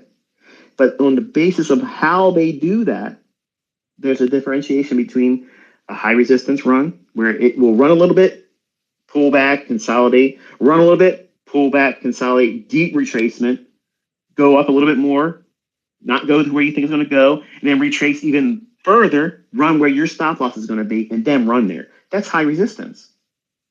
If you're just now learning how to trade using what I'm teaching, you'll fall victim to that and think that none of this works, and you'll quit because you don't have the experience or the backdrop of having back tested and seen this happen sometimes. And that's why I teach the way I do, because I want you to identify the characteristics that create those environments that's going to be high resistance, not for the sake of, telling you not to trade when there's Joe Blow down the street that's telling you, here's what I can do, and this is what I've done, and this is what my students did. Okay. I get students that get lucky doing something that I would have never told them to engage in, and they think that that was experience using something, but I'm not going to shoot down their inspiration. If they're motivated by that, I'm not going to talk that down. But I've seen many of my students come forward and say, look at this, I did this and did this. I'm like, okay, I know enough to know what you're thinking you saw there was the valid pursuit of that move. But for me to say that would deflate them. So I don't do that. And some of you might think, well, you're a terrible mentor because you should be correcting them. No, because in the beginning, you need every bit of cheerleading. And some of these people are very, very new. And if it keeps them inspired to keep doing it, by experience and by default, they'll learn what it is they should see in it. Like anything else, any trader that's been doing this for a long period of time, you know what your growth and growing pains were. And as much as you hated going through it at the time, as a mature, consistently profitable trader, you can look back and say, I'm thankful that I went through that because it makes me stronger as an analyst. It makes me stronger as a trader. It gives me the freedom to not pursue something that's probably going to hurt me. So knowing all those things, don't worry, I'm not going to lead out all the things on Sunday. I'll actually give you all the details here with this, what I use, and get into it and all that business. But for the sake of discussion and moving on, there are times where, with my experience, and I don't know how to bridge over 30 years of experience now doing this. I can't in any way, shape, or form reduce it, condense it, make it quicker for you to digest and learn properly and know exactly what to do, when not to do, in any shorter fashion. And it's not for a lack of trying, because I've tried for decades. I've tried to make this shorter and sweeter, and I just don't know how to do it. And it might be a limitation on me as a teacher. I'd like to subscribe to that view, and I think that's what it is. But what if it's not? Can you fault me? Because I'm trying. I'm trying my best. And for some of you, my best isn't going to be good enough. And that's okay. It used to hurt my feelings because I wore my heart on my sleeve and I wanted everybody to, to warm up to the things I was teaching and find easy success with it. And when I had people in my mentorship leave, it took it, I took it to heart. It's like, yeah, why would they want to leave? Like, I'm literally calling the market beforehand every single day, and it's unfolding like this. And I discovered over time, listening to people explain their hardships and what they wrestled with, they wanted to trade with it. Not just, okay, yeah, you said it was going to happen, but I want you to put me in the trade. I want you to carry me through the trade, thinking that that's going to somehow make it easier for them. When the only thing that would have done was created codependence. And some of you now have codependence because you're upset about me saying that I'm leaving social media in 3 weeks. Like the end of the world's coming because I'm leaving that. When you have the greatest learning opportunity ahead of you, you shouldn't be afraid of that. It's exciting. But I know what it was like, feeling like, I reached the end. There's nobody else that's going to help me. What happens if I never get it? What happens if I never get it? If I never get past where I'm at right now, when I finally threw in the towel and said, I'm not buying nobody else's books. I'm not buying anybody else's courses for the sake of learning. I still bought things because I wanted to see the things that I was teaching people one-on-one. I wanted to see those things start coming into the industry. Things that I talked about on Baby Tips found their way on forexmentor.com. Ooh. And I had a heated exchange with Vince Noble in email. And I talked about it with Chris Laurie, and I told him, I said, you're the only person that had any value over there on that website. But, for a number of years, I bought everything over there. And honestly, and I'm sure they're going to come and create sock puppet accounts and come and troll me and whatnot. But everything on that fucking website, forexmentor.com, is a bunch of bullshit. Bullshit. It's all bullshit. The only thing that was redeeming with what Chris Laurie was talking about was he mentioned price action without indicators. But I don't trade with Chris Laurie's shit. And his own students that came to me and are still with him, they co-sign on that. I still think that if you don't like what I'm teaching and you want to have something that I believe is away from indicators, and I don't know if he's still doing what he did before, but I did watch him change. I did watch him delete years of content and focused on what his new website and mentorship stuff was, or what he calls it, what is it, pro something, I don't know, it escapes me now. Pro Traders Club. He wiped away years of what he used to teach, how he used to teach it, and only has, the last few years gone back, which, it's his stuff. He can run his house the way he wants to run it, but the way he used to teach was support resistance. And I just, how I feel about that. It's bullshit. It's what it is. But as a foundation, if you've never learned how to trade and you want to learn how to just start looking at price, that's a really good starting point. The idea of supply and demand, which is not what I teach, and I think it's ultimately bullshit, that's a good beginning point, because I think the best students that I have, and I've gone back and forth with this throughout the years, but I can tell you now, I'm convinced that my better students are the ones that try everything outside of me first. See that it's all bullshit. And then when you come and you sit with me and I talk about what the market's going to do in advance, and then you watch me call it, trade it, use real fucking money, make more money than these people make in a year, everything else is absurdly stupid and nonsensical. It's dumb to subscribe to anything else. And that's what makes me polarizing. That's what makes people hate me. That's what makes people that sell courses and other shit that might follow me, might like me because I'm sharing with the community, but they don't like this part about me. And I get it. But wouldn't you want to know my opinion? Like if you asked me, if I was on these interviews everybody wants me to be on, and they asked me what my opinion, I'm not going to bite my tongue. I'm going to say what I've always said. It's all bullshit. It's all bullshit. You believe in something that is not having any basis for what causes these markets go up and down. But for someone that's brand new in trading, they don't know how to read price. They don't know. They're intimidated.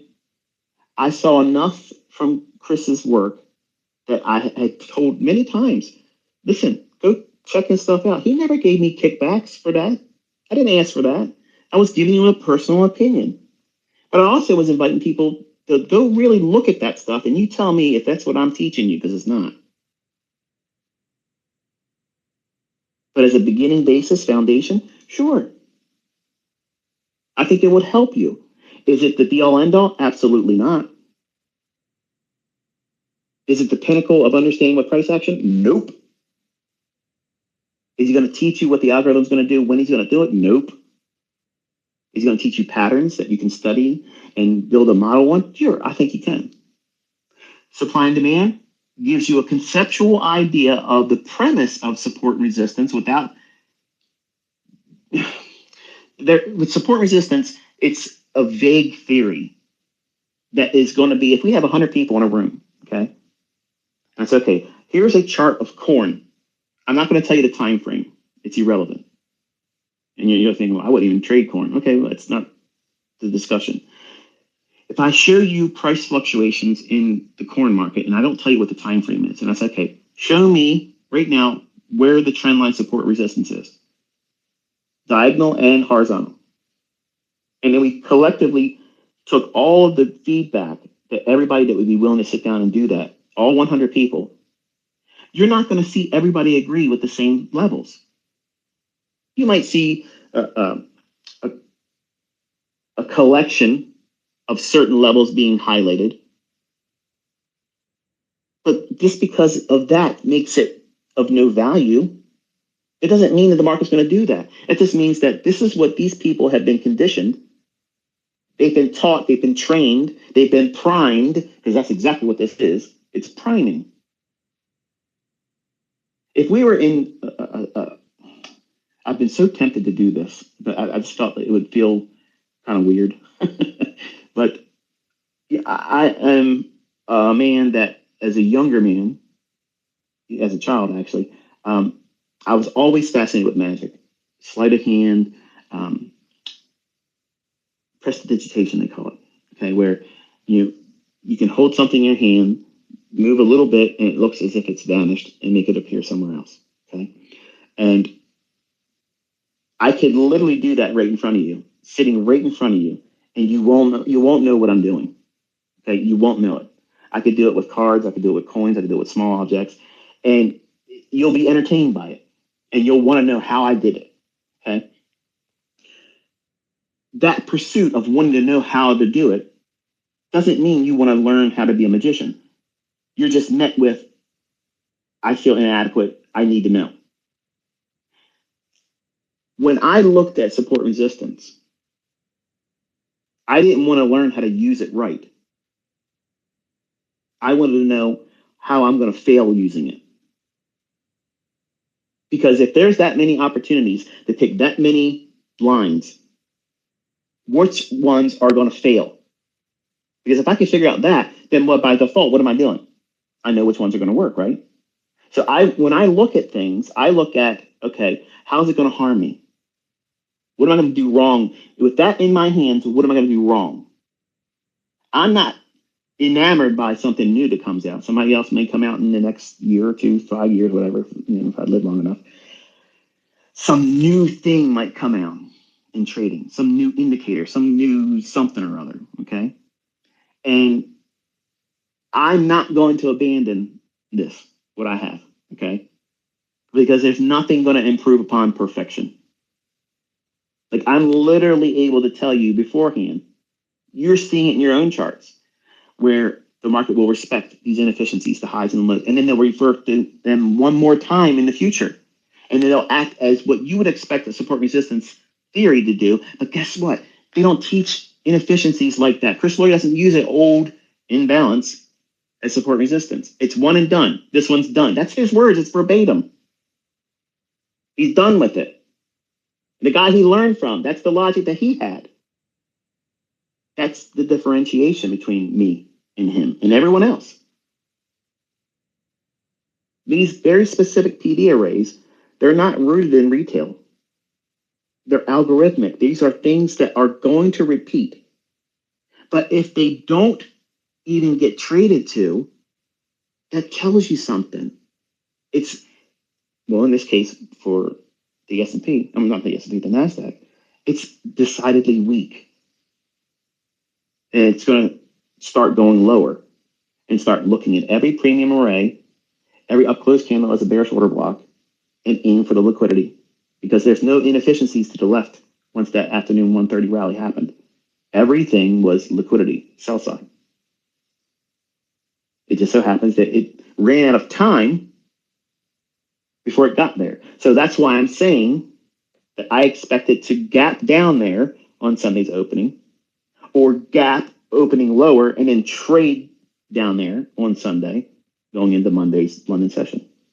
That's what I anticipate. I feel confident in saying that because we didn't do it on Friday. And there's nothing else for it to be reaching down there for. And it would make perfect sense to wipe the board for everybody that tried to pick the bottom in fall, September, and October low. I'm listening to people on CNBC say, oh, the low's in. People are going to be really caught off guard because they want to see this, the stock's going to go higher. Where are they at right now? They overexposed themselves. They married the vein. They went out there and they went all in. You ever seen that movie Rounders? It's one of my favorite movies. The Russian KGB. He's playing poker with Matt Damon. He's taking his chips, saying, I'm all in. He's splattering all the chips and stuff. Real cocky, real arrogant. He knows everything. He thinks he's got Matt Damon over the barrel. Overconfidence, overexposure, and Matt Damon kills him right then and there. And he zaps out. That's how you react when you think everything for that one trade you're in. Because look at the climate. All this stuff's going on. This guy was talking to me last week, on Twitter. Thought he knew everything.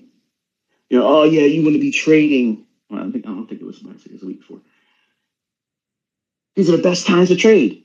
But he just announced publicly that he just found profitability. So if he just found profitability, he doesn't have track record. He doesn't have the ability to stay profitable. He's just now tasted it one time. So now that's who becomes mentors. That's who becomes influencers, which is one of the things I hate about social media. You have to be with someone. Spend time with them. Because if they know what they're doing, you're going to see it. There's no doubt about it. You will know absolutely that there's valid theory being implemented. It's not contrived. It's not being pulled out of your ass on any given moment. Oh, this is pulled out of thin air and here it is. And just, dazzle them with bullshit. That's not what this is. This is logic that keeps repeating. I'm teaching you how to protect yourself, which is first and foremost. Capital preservation is the first thing that you have to have in your head. That, okay, there might be an opportunity there, but in the event that it isn't, I'm not going to over leverage and I'm not going to push too hard. I'm not going to do 5 trades today just because there's something going on around the world that's causing the market to move all around. So therefore, I see that as opportunity and I might catch a big run. Might needs to be underlined, highlighted. Might is not a absolute. Might is not a definitive absolute. You're going to have that happen. It might. And what I've learned in 30 years is those invitations where things might happen in your favor are more apt to be against you. But you went into this with the only wearing rose-colored glasses, and it's only going to be your outcome that's going to come that way. And you wrestle with it, and you arm wrestle because you have spent the whole weekend. It's going to be a big mover. There's going to be a lot of speakers. There's going to be red and medium impact folder events around the economic calendar. That means there's going to be a lot of movement. And I'm a trader, damn it. I'm going to go out there and I'm going to trade into drawdown, into losing your account, into failing your combine, into needing a new reset. I'm trying to spare you that, because even though they may be limited in scope in terms of, okay, say you lost your funded account, big deal. What did you really lose? You just got to pay the fees to get back into it again and put the time in to get it back. Okay, it's an aggravation. Is it the end of the world? No. If you lose your account with your own money and you had, I don't know, 100,000, 50,000, 75,000, whatever it is that you would have in there, 10,000, 5,000, whatever it is, if it's real money that you put in there and you lose it, that hurts. That hurts. That's like a kick in the stomach. It just, ow, that hurt, and it goes away real quick. It hangs around for a little, it's like a liver shot. It just takes everything out of you and you're hitting the floor. Because that was your money that you worked very hard saving up, and you invested it with intentions of growing it. But then you didn't execute with a model. You didn't think about the things I'm talking about in this discussion today, which is identifying invitations to overexpose yourself. Just because there's going to be a potential for high volatility doesn't mean that you should be in those waters swimming around. In other words, I looked at this week that we just closed much like I view non-farm payroll, where yes, everybody expects some measure of volatility. Absolutely. It goes without saying. There should be, it's reasonable to assume that there's going to be volatility when 8:30 comes on non-farm payroll Friday. The reaction to those employment number data is going to create this excitement to be a participant in the marketplace. And the market participants are being led astray by the algorithm and or manual intervention that creates these price runs higher or lower. And they want you to chase it. That's not buying and selling pressure that's causing those extrapolations higher and lower. That's not what's happening there. And because it's moved around, you've seen it happen before, you think that you're going to be able to navigate that and get in there and take a trade. And now the same mindset that causes people to trade that non-farm payroll, when they see geopolitical things heating up, market getting volatile, well, guess what? It's casino time. It's time to get out there and press our luck. Well, that's not what I do. I've learned that these are the very economic climates that I have unraveled myself. I've done it in stunning fashion. I've done it faster than I ever thought I could. Okay? And believe me, it's demoralizing. Okay, it sucks. So, because I am in a role of a mentor, and because I have real things going on in my personal life with my wife's mother and a niece that we may have to adopt, and we don't know what the outcome and what would be required of that. Like there's a whole, like my kids are almost completely done. I have one child left homeschooling. He's got 2 years of schooling left, and then we're done. It's a lot of things being weighed on us as an uncle and aunt to a child that's troubled, and all these things are tugging at me. And now there's another potential terminal outcome to her mother-in-law, to my mother-in-law, her mother. And because of all that and the economic climate, I know that if I say something, just go back and look at any tweet, any video. I mean, there's a joker on Twitter that was talking about how, to make money, say everything I say about ICT, what ICT says, and short gold. And it ramrodded it, went higher. Taking things out of context or taking something that I say and sugarcoating it to make it fit what you want to see happen in your own trading. I don't want to open myself up to that level of false criticism. That's not even the right word I'm saying. I don't want anybody to be able to say, you inspired me to do something when you said that. So if I say nothing and I place a limit on me, if the dollar does this, then I will be willing to engage and talk about what I think is going to happen. But unless it does that, I'm not going to do it. And it didn't deliver that. But yet will happen. I said, if the dollar goes to that point, then I'd be willing to take fair value gaps to sell short on NASDAQ because that's the market I would be interested in trading only. I'm not interested in S&P, but they should still go lower.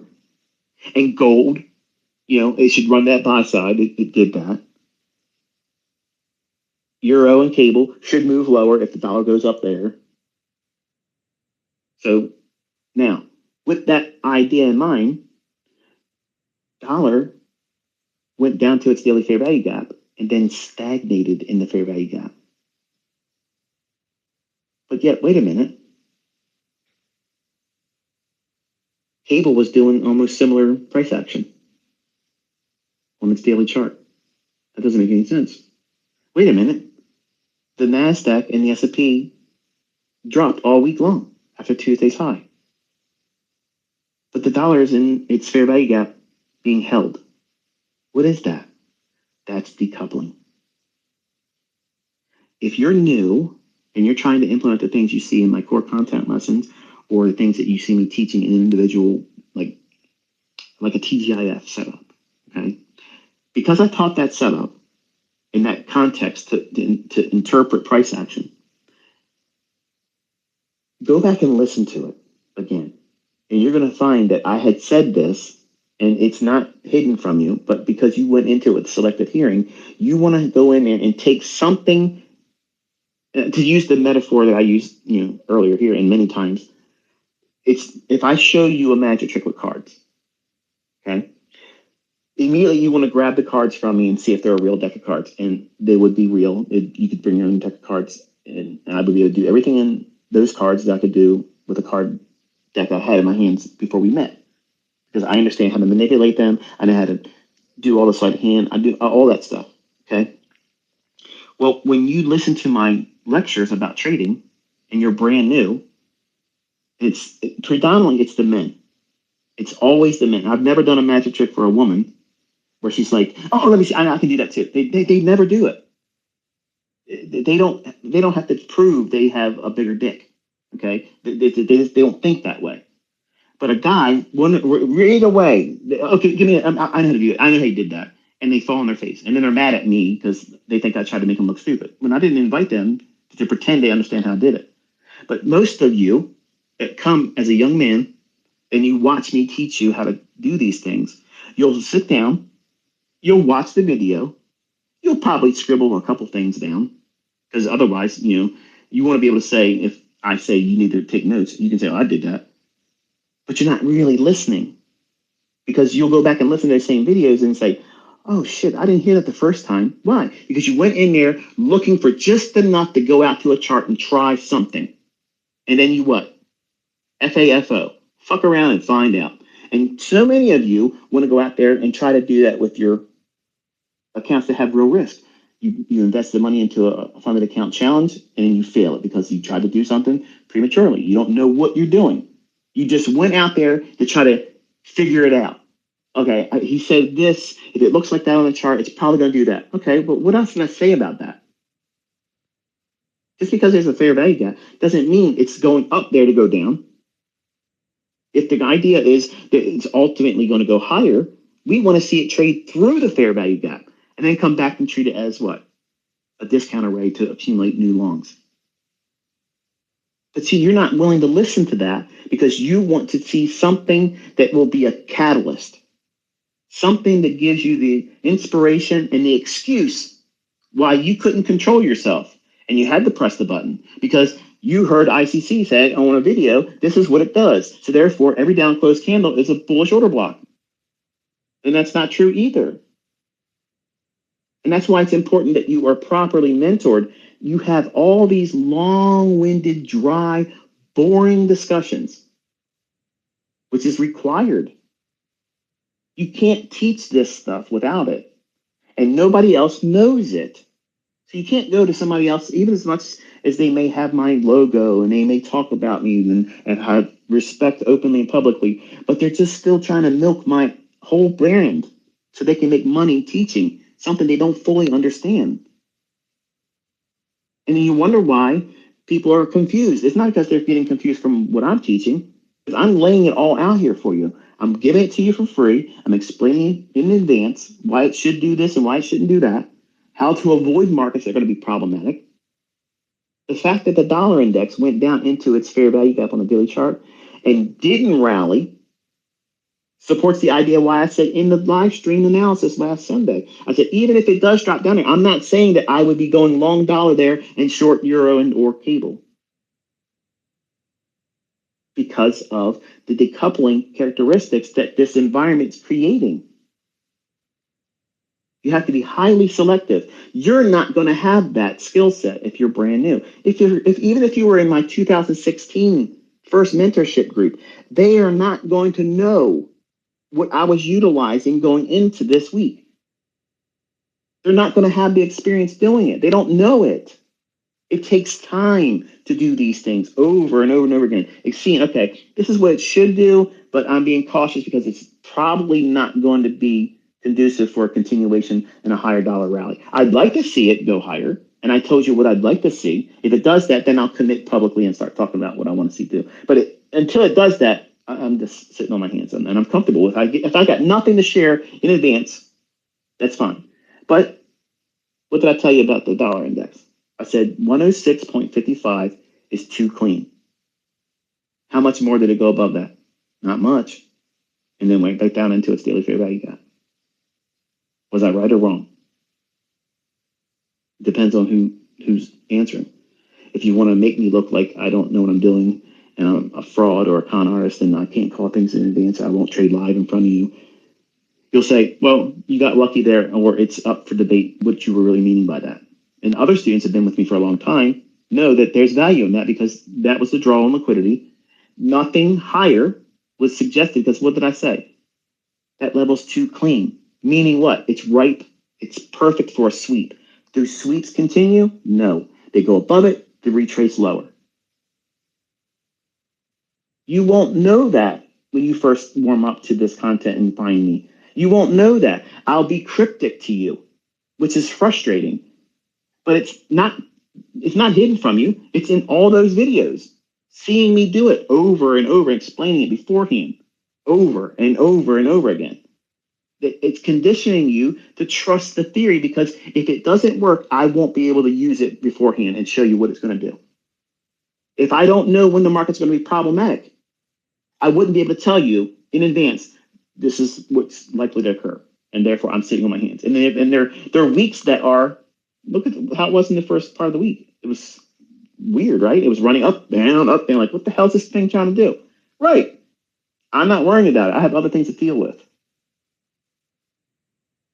But where I felt comfortable, I'll point to it. And the only thing I felt comfortable sharing was that 106.55 level on the dollar index was too clean. And then right after I said that, it ran up there, and that was the high. And then right down into the daily fair value gap and stayed there. For some of you, you're thinking, well, what's the big deal about that? Who cares, dude? You know, it's the dollar. It didn't move that much. It's the context around what it was not willing to do, which was to go higher. And the fair value gap didn't fail either. Oh, but it did. It went outside the fair value gap on the lower end. It did a little tiny little mohawk. Did it close below it? No. Look at the next candle. It's inside the fair value gap. That's what I teach. That's order flow. All those things are supporting the idea that, guess what? Gold's rallying while dollar's sitting still. Is that symmetrical or is that decoupling? It's decoupling. They should be moving in opposite directions. If they're never agreeing, one going one direction and the other going the other, they should be diametrically opposed in a symmetrical market. Gold's in a fast-paced run for that buy side. And it went there, didn't it? And it made sure it ran through it. So anybody that was short riding gold lower that has a trailed stop loss. They're really reaching up in there while the dollar index is in its daily fair value gap, which we identified on Sunday. So it's confirmed my suspicions about how we might be problematic going into this week. And what the market I wanted to see, which is NASDAQ, it did go lower. But I had to wait until Friday where I had very little left in terms of time. And I felt confident that, okay, it's just so heavy handed. At this point, I don't need the dollar index to do anything. The weekly range is going to be what it is. And now back to TGIF. You think that every single weekly range, because I talked about the likelihood of a retracement, if we have a large range expansion on a weekly candle, those are the conditions where you can see a retracement back to 20 to 30%, sometimes as much as 40%. But it's a general rule of thumb between 20 and 30%. And you can be a counter trend trader, if you want to call it that, or market reversal trader on a Thursday going into Friday, and use setups that it would capitalize on that type of framework. I am not saying, and go back and listen to that lecture again, because it's only one video. I don't sell the idea that every weekly candle should be treated that way.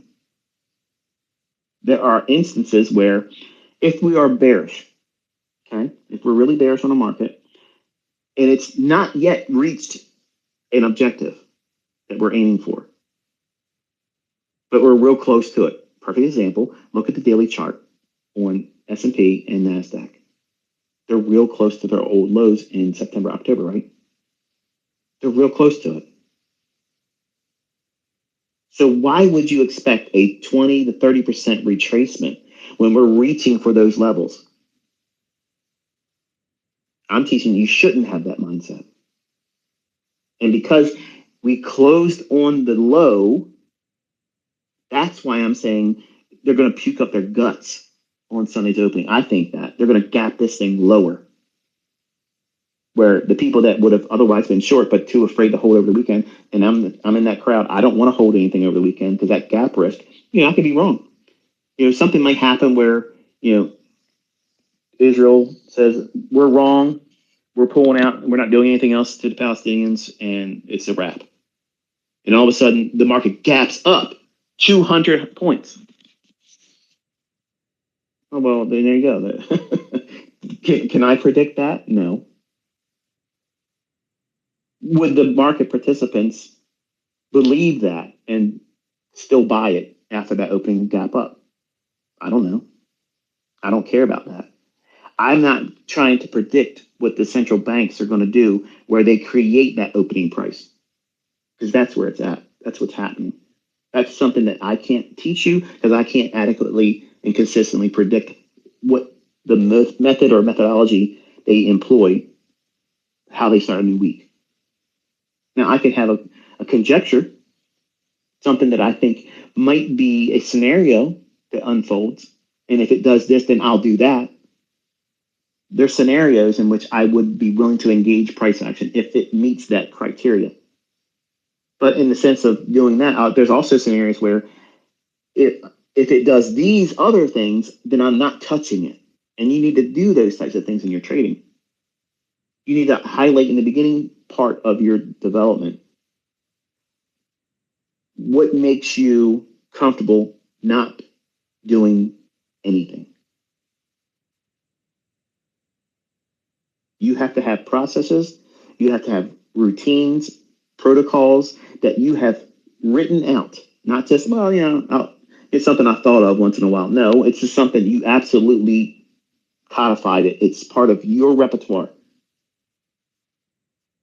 If the market does these types of things, I will not engage, and they need to be cast in stone. It's beneficial for you to have that in the beginning. It's like bowling with those little guardrails. You ever take your kids to the bowling alley, and they have those little rails that you can pull up, so that way nobody ever gets a gutter ball. If given enough momentum forward, the ball will hit a pin or more, and you'll have some kind of response for the children to feel like, oh yeah, I did something. You need every bit of training wheels and those guardrails in the beginning, because you need to see pins drop. You need to see distance in that bike being pedaled by you. Oh, this is what it feels like to be riding a bike. But you know enough to know that even if you lean too far to the left on those training wheels, you're not holding yourself up. Those little training wheels are. And it's a matter of learning how to trade the balancing act of moving left and right and not feeling the effects of the training wheel. And if you can do that, then you can take one training wheel off. And you learn to trade only moving this way to the right, but knowing that this weakness creates a necessity for me to have a training wheel. What do I mean by that? For me, it was shorting. I needed to keep the training wheel on me as a bear when I first started trading as a trader. I was afraid of shorting. I didn't understand the concept. How can you sell something you don't have? And over time, years, I became more comfortable trying it. And it took a lot for me to work through losing going short. Because I was wrestling with these preconceived notions that the market action I've had up until that time was only being long. I wanted to be a bull. It made sense for me because, and why did I think that? I heard one statement, and this is what I want you to understand. This is why it weighs heavily on me as a mentor with having this many people following me now. Larry Williams said in his 4 VHS tape course, the Confidential Future Trading Millionaire course, whatever it is. I always butchered the title. The statement he made was, the stock market is predisposed to go up.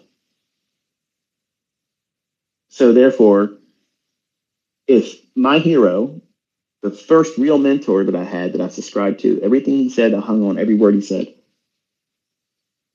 I trusted everything that man said in print or spoke. And I hung on every word. And because he said that, that was enough for me to never want to go short. Now, I am aware that some of you have an unhealthy reverence towards me, and it's not appropriate. And I don't want to be taken out of context. I don't want to be used as an instigation for you to get into something that's going to hurt you. And I had no real direct reason to be blamed for it, whatever the outcome.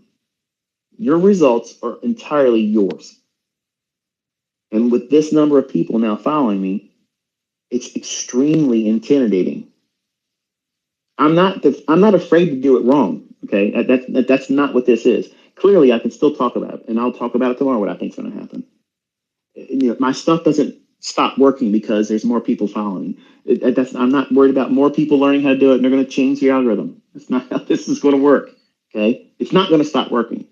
It's never going to stop working. Okay? Here's your answer. It's never, ever, ever, ever, ever, ever going to stop working because it is the market.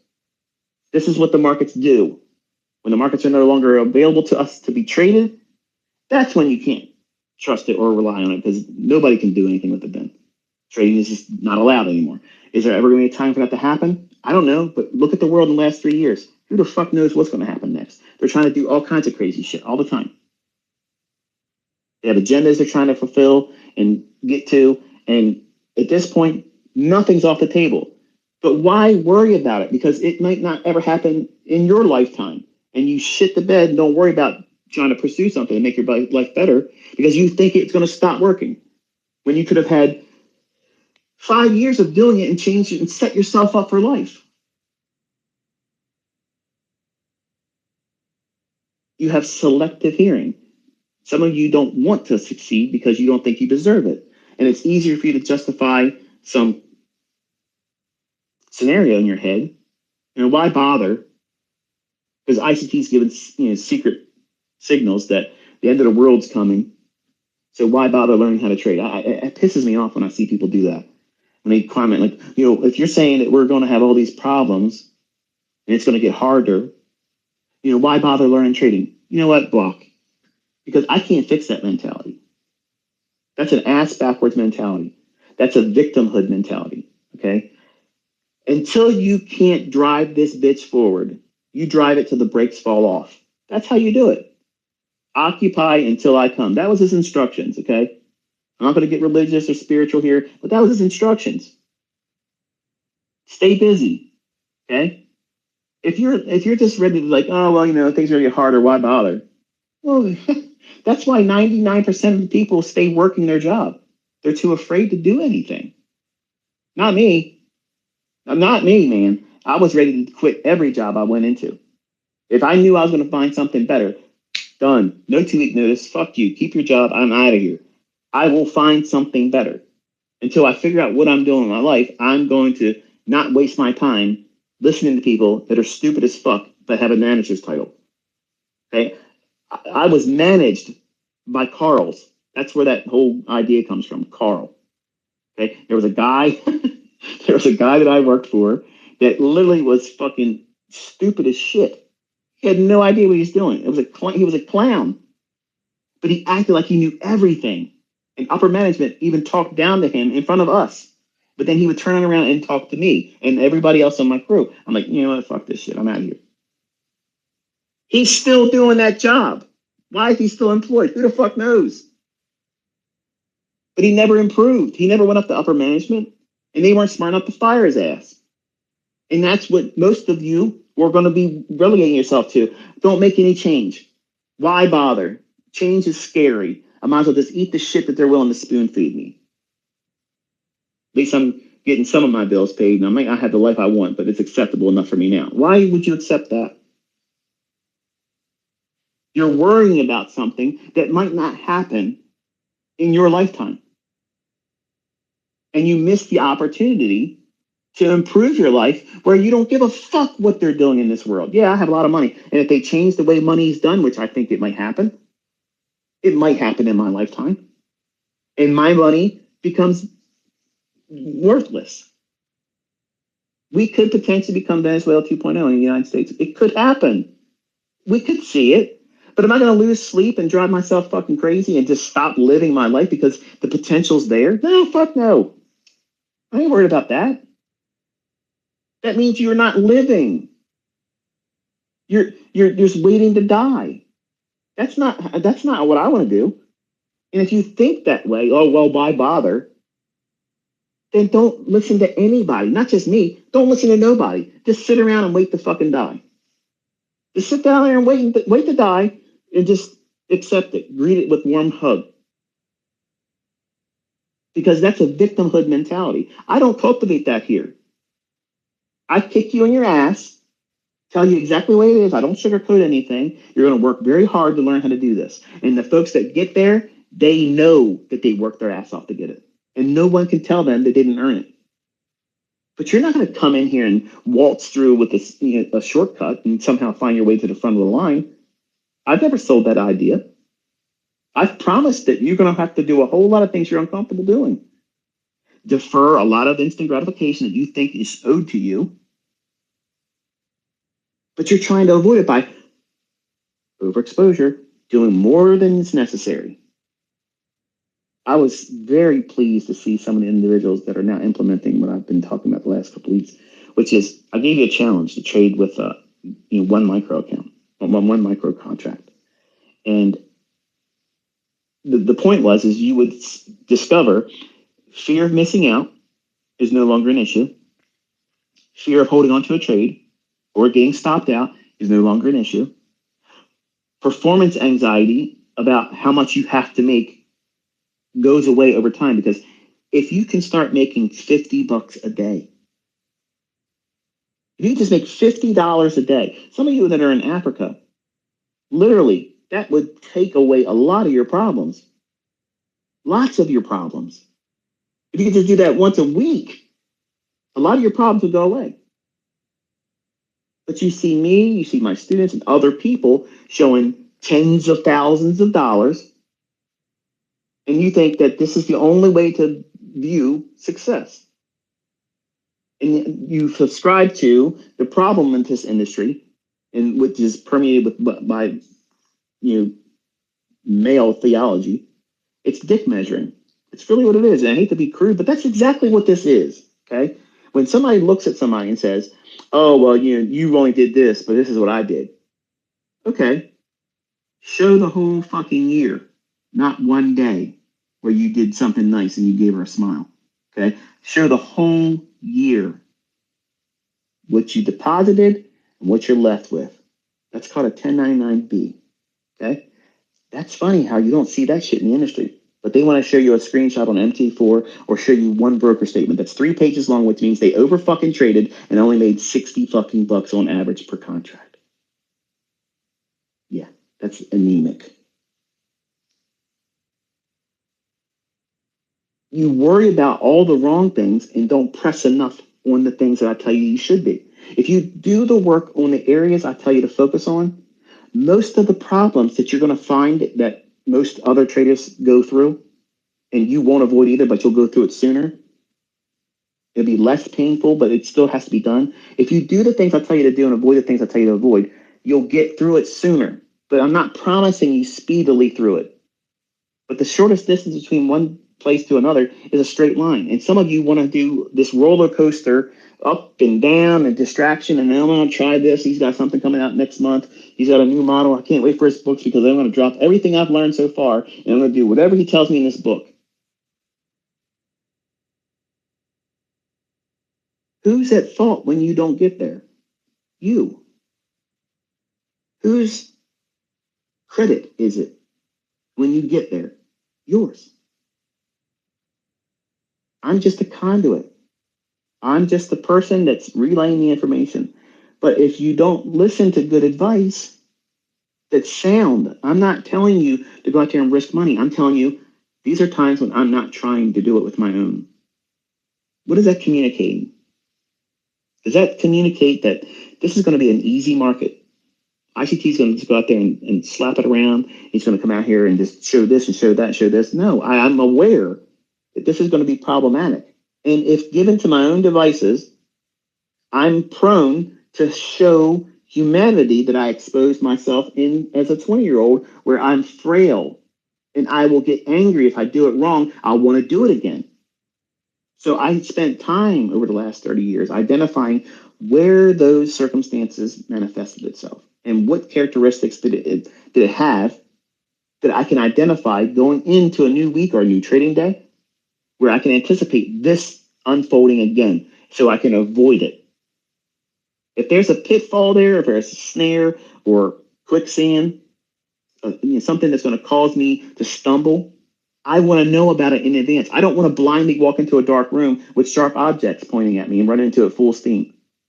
And that's exactly what some of you are wanting to do.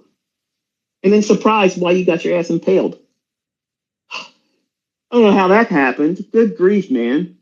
I'm never going to win this stuff. It's rigged against me. None of this stuff works. ICT's a fraud.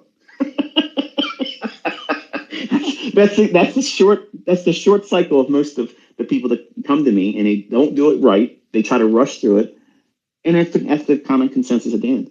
When they've done everything wrong, and they didn't do the things I told them to focus on. But it's interesting when the folks that put the work in, the real work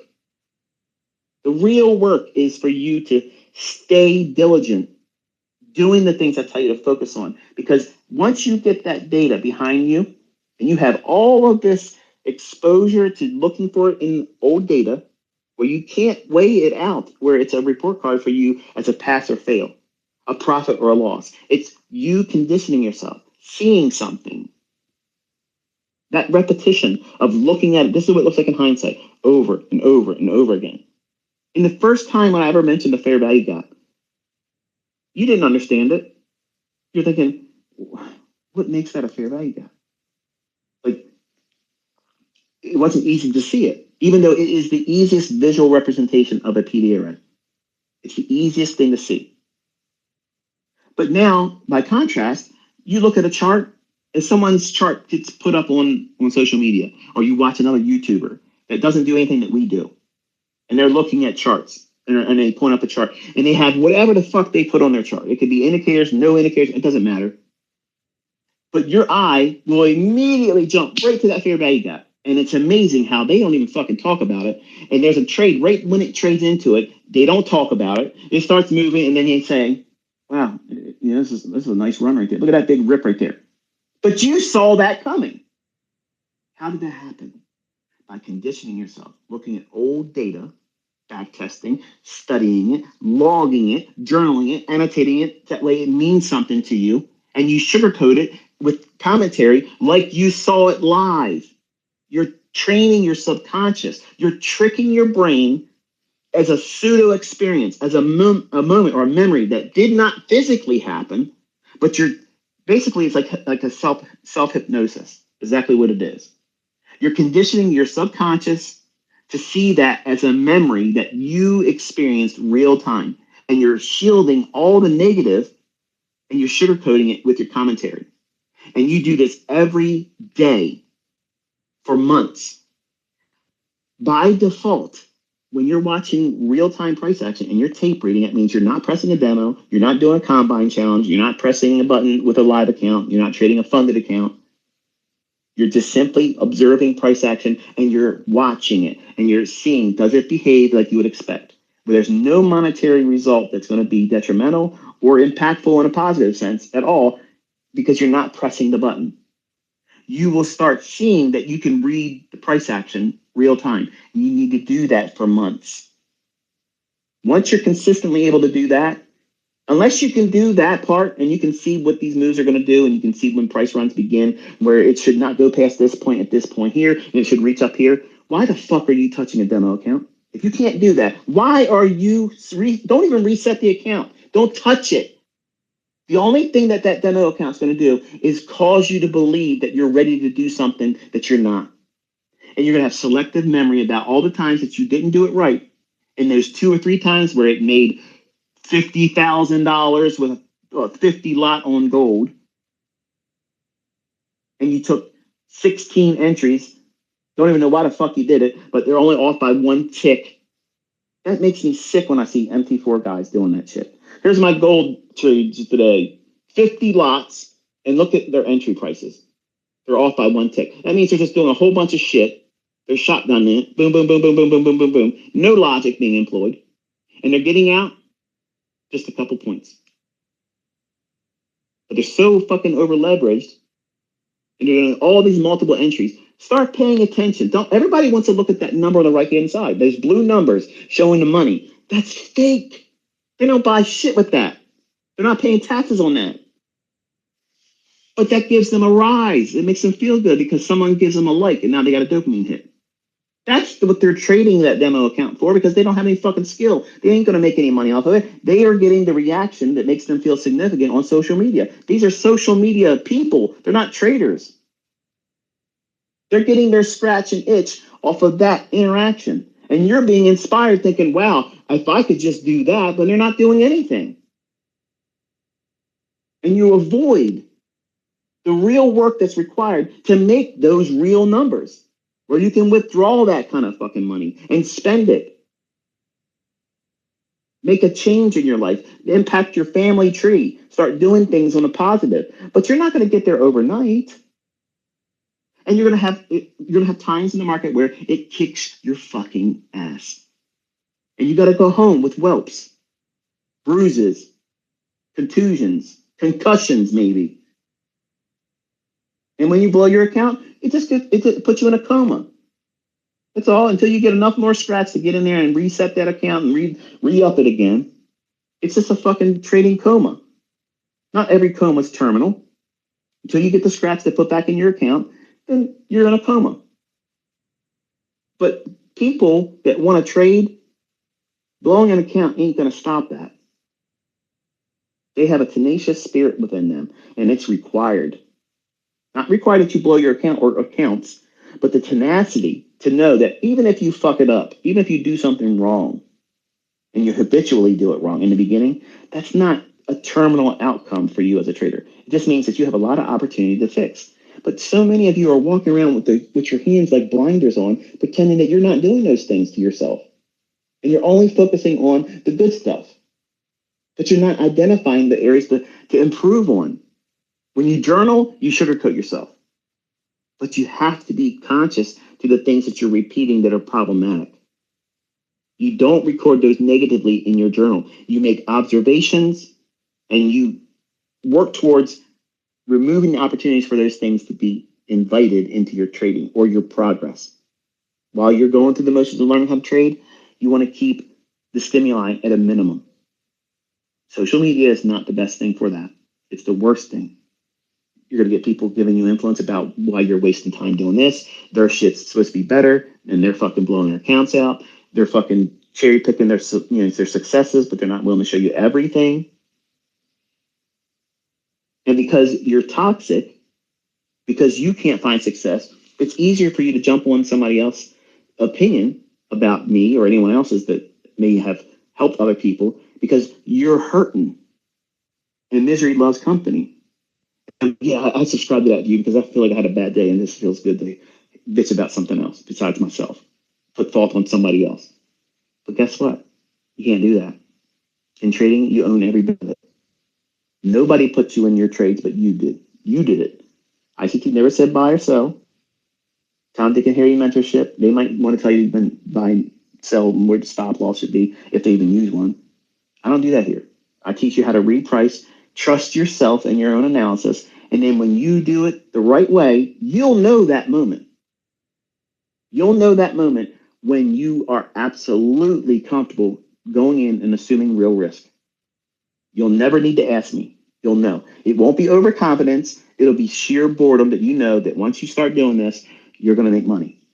You won't be perfect. You'll have losing trades, but that losing trade will not change your mind about what you're doing. Your model still works. But see, you're not taught to think that way.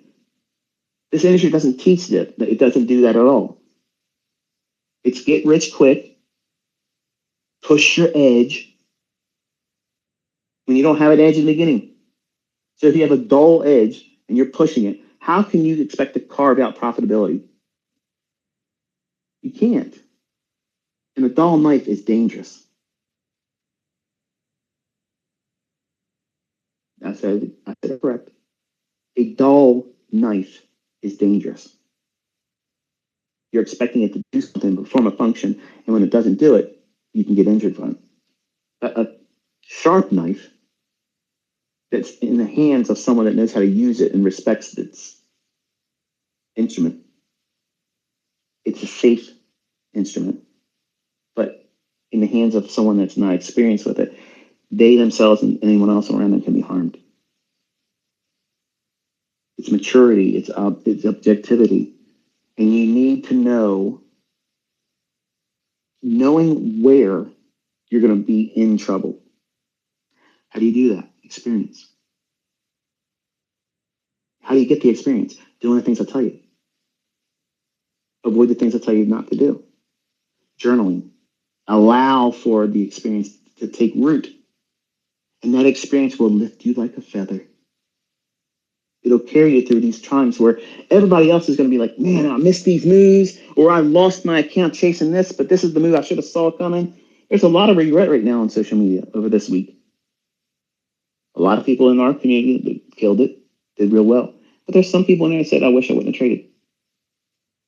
And that hurts me because I do go out of my way to point to times when, even in my own trading, admittedly, I'll have less precision because of the climate that we're in. It's more likely to be heavily manipulated.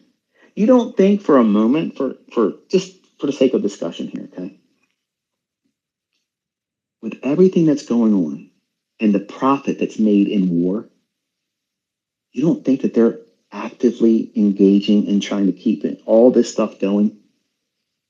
We are calling on Israel to not do the ground invasion. Don't do the. They may say that on the surface, but they're secretly wanting all that to happen and more because they're going to fucking profit off of it. Wartime machines make billions of dollars. And whenever there's a problem, the final card they use is war. I said all this stuff in the summer of 2016. Everything that's happening right now, they're following the same MO. It's the same process they do all the time. And you don't want to believe there's an algorithm. You honestly think that their whole structure and their whole financial empires, that they kill presidents and leaders and put other people in, so that way they can have a central bank in that country. But there's no algorithm. There's no manipulation. There's no control where they're going to let their empire be at the control and risk of a group of speculators. Man, that's some religion right there. Oh man, that's rich. That's so good. You really think that they're not going to have things in place to control how far it can go and when it's going to go where they want it to? They do so much to make sure that they can put a central bank in any country of their choosing, but they don't run. They don't run the markets. Come on, man. Seriously, seriously. You drank the Kool-Aid. You really have fallen for it. I get it. I know it completely upsets the whole thing, and you'll be viewed as a weirdo, some kind of a zealot and nutcase and conspiracy theorist. Funny thing about conspiracy theorists, they tend to be pretty accurate. They're what the other current conspiracy theories. I was saying this the other day to my son. I said, you know what? I told you UFOs are going to be a thing. Now they're all over the place. And now the government came out and said it, and they brought those fake ass alien bodies. Mexico brought them. They're fucking fake. Come on. Then they got Bigfoot caught. I don't know if you saw it, but in Arizona, some couple was riding on a train. And then there's comes Bigfoot walking in and sits down. He's watching the train go by. So there's footage of Bigfoot. So what are we missing now? The fucking Loch Ness Monster. I'm waiting for it. Someone's going to have Loch Ness Monster. Okay. They're going to have video footage because nothing else is left on the list of conspiracy theories. Okay. Everything else has been checked off. All boxes have been checked. Simpsons call the future, like everything. Everything is a conspiracy until it's not. So I get it. You won't be accepted in your circle of friends and influences. And if you're in the financial industry, you're not going to be able to talk about an algorithm running everything because they're going to like, what are you talking about, dude? We went to school, we learned this, they put us through this and that. Right. Because you have an image to uphold. I don't have an image to uphold. Image is bullshit. What is the slogan for Sprite? Image is nothing, obey your thirst. And I thirst after excellence. I'm not going to drink their bullshit. I'm not going to fall victim to their bullshit shenanigans. Early on, I did. But when you finally understand how all this stuff works, it's liberating. It's scary. You think about how uncomfortable it is thinking like this. And now everybody else doesn't think this way. And if you're weak-minded, they'll beat you and make you feel like what you're thinking isn't real. Because they need their shit. They need their illusion to be maintained. Otherwise, it brings into question their whole existence and their whole paradigm falls. But when you take a step back and say, okay, look, you're sitting in the house and you're talking to your spouse or your boyfriend, girlfriend, somebody else that's in there with you, and you start talking about something. And then all of a sudden, your fucking phone starts throwing advertisements on the very thing that you just talked about.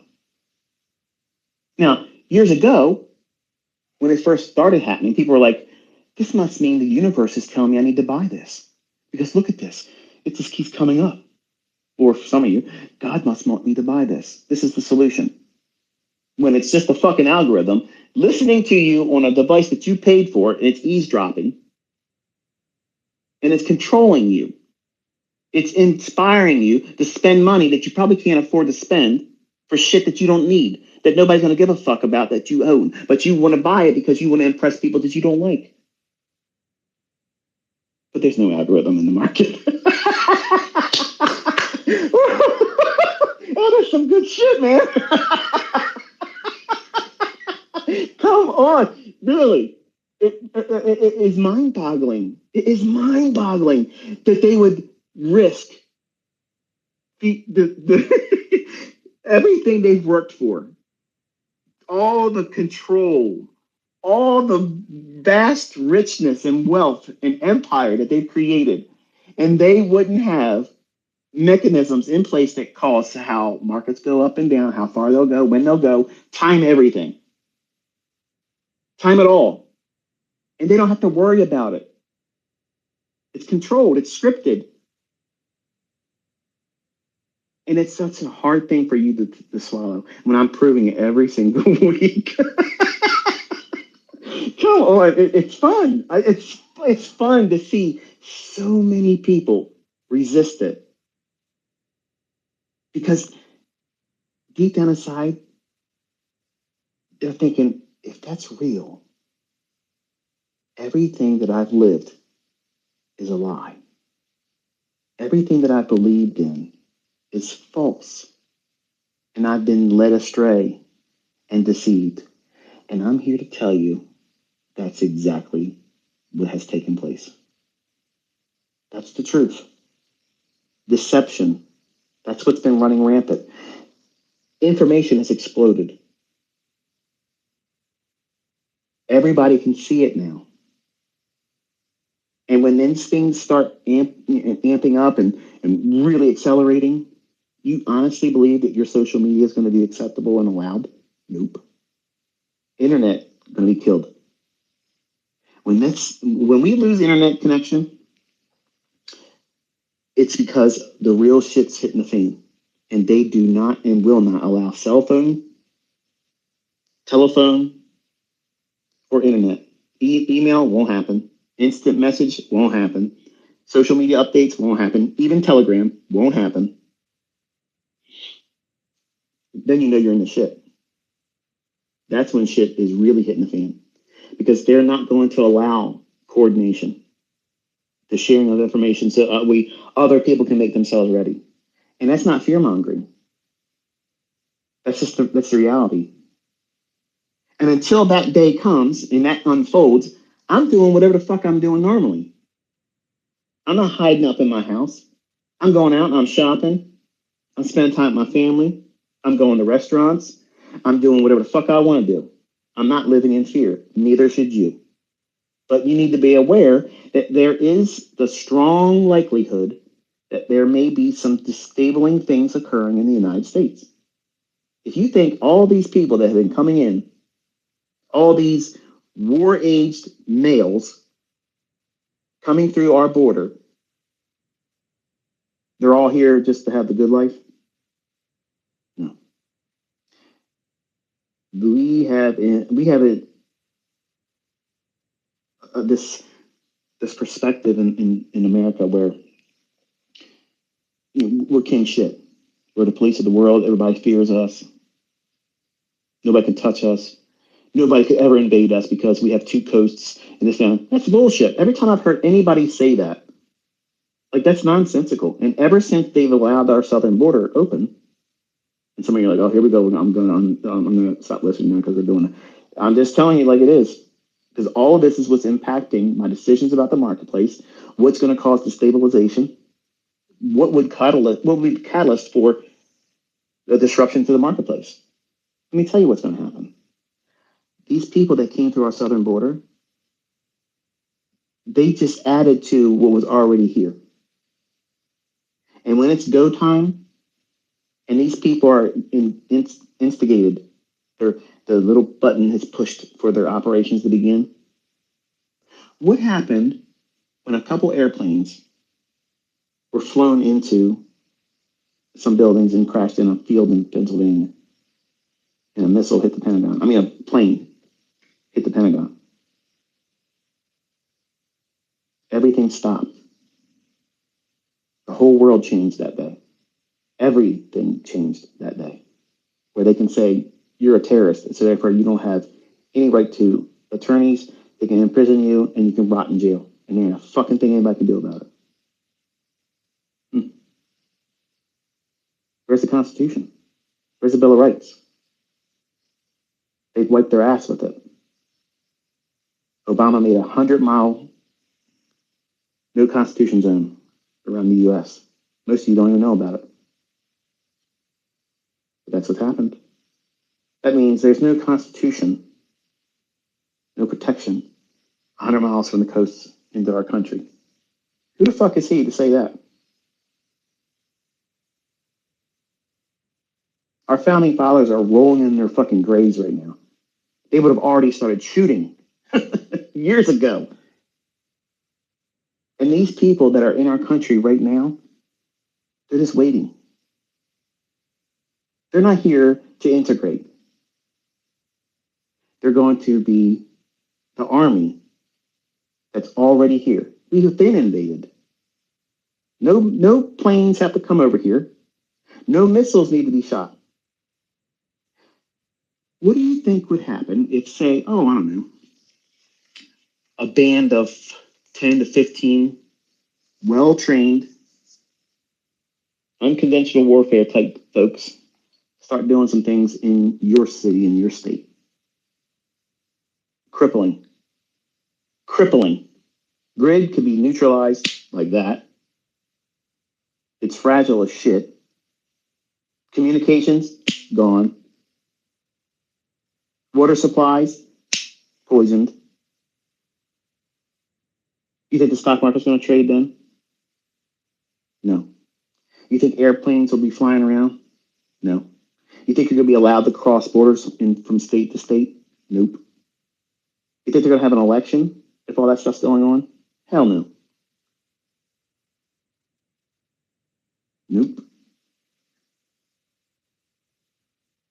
No war machine needs to come here. Everything's in place. It's chess. It's been chess since 9/11. And they're not going to go backwards. Everything is controlled. Everything is manipulated. It's absolutely falling into their schedule. And all these little puppets and muppets they put in governors and Senate seats and Congress, White House, they're just pawns for the period of time they can be used, and they're cast aside. They're paid.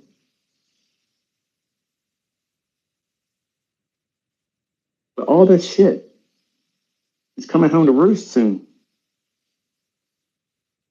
And if you're not preparing yourself mentally for it, it's going to cause so much anxiety and fear, which is unfortunate because if you know what's likely to come, you're not going to be surprised by it. You can't stop it. The only thing you can do is make your house as ready as you can. And with preparation, having experience, another means of having income, you might lose your job with all the things. What happens if terrorism breaks out? Okay. What happens if another nation has people in our country right now? And I'm not going to name anyone in particular because it could be anyone really. And they start going door to door in neighborhoods. Well, we're a different kind of country. Most families, most homes have things in them that other countries don't. So we have the largest fucking army, okay? And it's in the citizenry of our citizens. Like literally, of all the countries that want to try to do something like what was happening over in Israel, that would be a big fucking mistake trying that here. Because we don't need to see you try to do it in a small town. It's any town USA. Any town USA, fuck around and find out. Because yeah, there might be a lot of people killed here. And it might happen like that. But the success rate by ratio is not going to be the same. And the only thing that would happen here is it becomes fucking deer season in US. Whatever people, whatever group, whatever nation they would come from, they would be driving around on their fucking hoods of their pickup trucks, strapped down like a deer, showing everybody we're all rednecks now. We're all rednecks now. There's a lot of people in this country, they're chomping at the bit. They want stuff like that to pop off here. I don't want that to happen. I don't want to use any of the things that I have, but I will. I don't want those things to happen. I'm not fearful that they're going to happen, but I've made my house and my family and myself ready for it. And in the event it happens, that's the best you can do, right?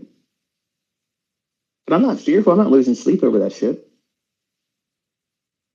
That's what it's designed to do. Fear is a controlling factor. And when you have experience and you have protocols and processes in your trading, it lifts you like a feather. You rise and float above all the other shit that people are going to be wrestling with, that they'll lose their account, they'll blow their account, they'll try to do things recklessly and push more in an environment that's not conducive for that to be profitable.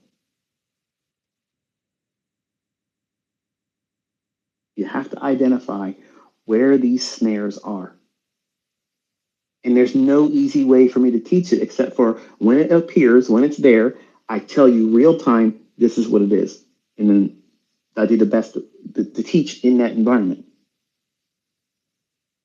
But sitting still should not be avoided.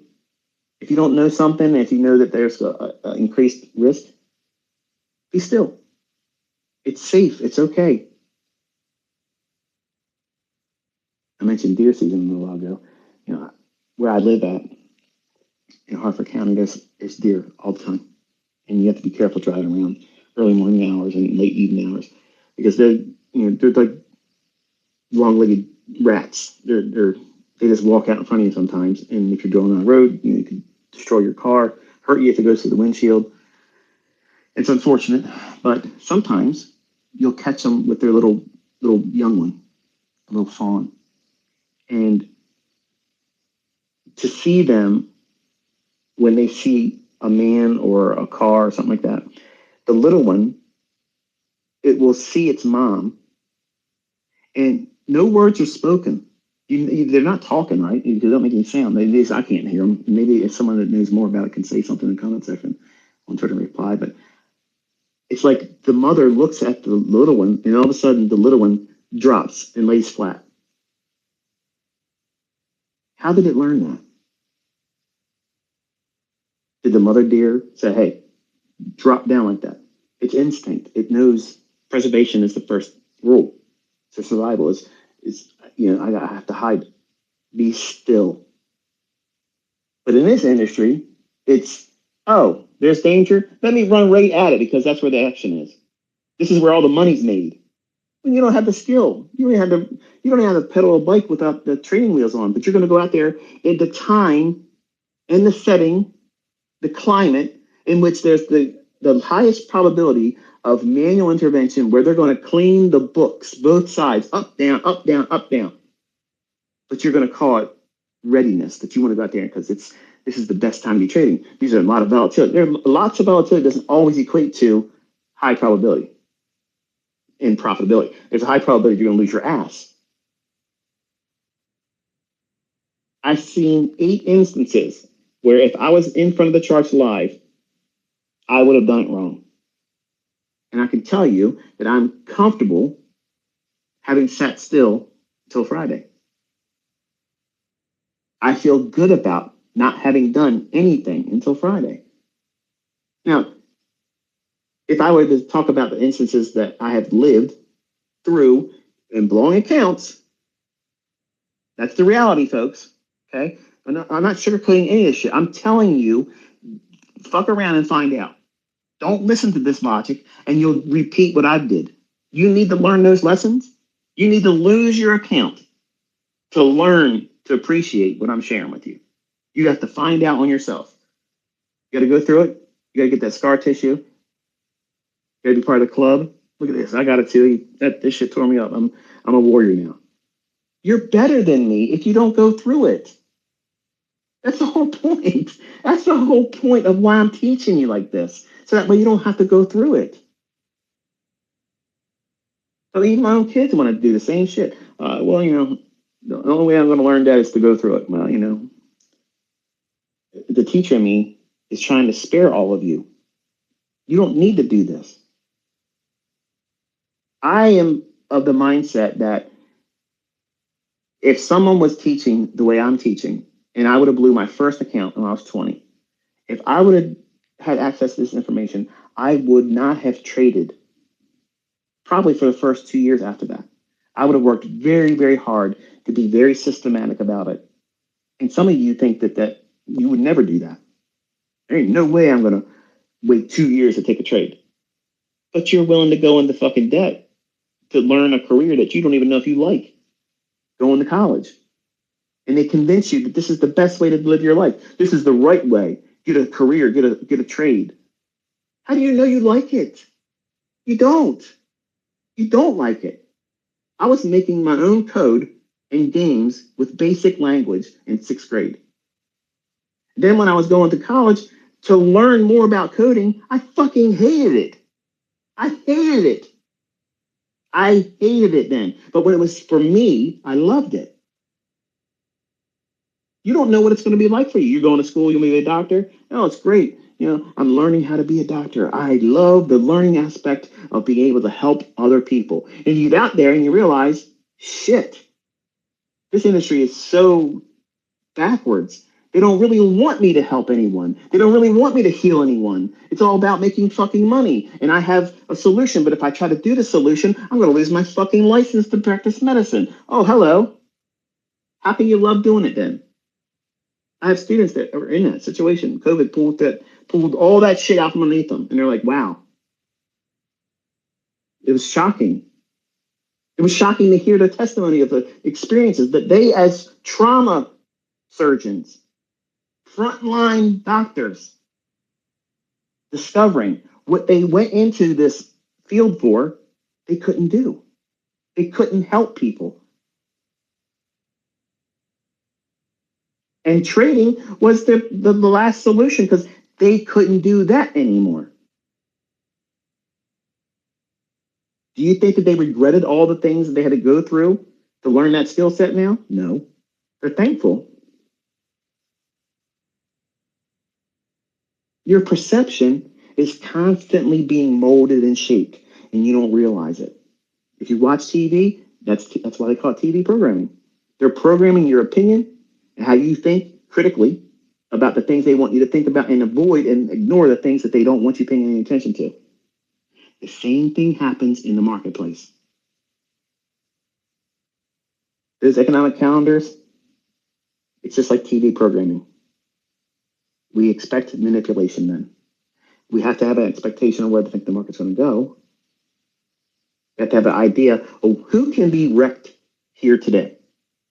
And how could they make them trust to put money in that situation where it could be maximized. And then once it does that, then we can go and look for a set that the real trade's going to form afterwards. I've never read a book coming up that gave that logic. It never happened. But because I went into the marketplace looking at my own failures, how was I failing? What was I utilizing? What was I subscribing to mentally? What did I see in the chart and have every bit of faith in? What did I not see coming? The only way I've seen these things is by having a record of making observations. See, the way most of you are doing this right now, if you don't journal, is you have a winning trade, you win, great. You go on social media, champion it, trophy it out, woohoo, dog and pony show. You're losing trades, you're taking a day off of social media. You're doing something else that day. But you're upset, you're angry, you're regretful, but you're not looking into what you did wrong. You're trying to hide it, trying to sweep it under the rug. That's not what you're supposed to do. And you put all the emphasis on what you did right and you made money. You're not going to learn anything from what you made money on, except for ego and pride. And that's just going to make you harder to learn from the mistakes because you're going to try to hide those things that were painful because you want the sugary coatedness of the wins. And you think that the wins are going to teach you everything you need to know about winning and making money. And it's not. The way you learn how to make money is you study what you did wrong and you put things in place to fortify the errors that you made and created. You fortify that with positive things that remove the likelihood and invitation for those things to repeat in the future. But that takes work. And it takes the time and energy to identify that you have a frailty. You have a weakness there. But that weakness is going to remain there until you remove it. Don't pretend it's not there. Don't pretend. That's why marriages and relationships fail too. You see problem areas, you see weak links in that relationship. You see early warning signs that this person could potentially start becoming someone you really don't want to be with. So you need to address it early on. Say, hey, look, when we got together, I didn't see this about you.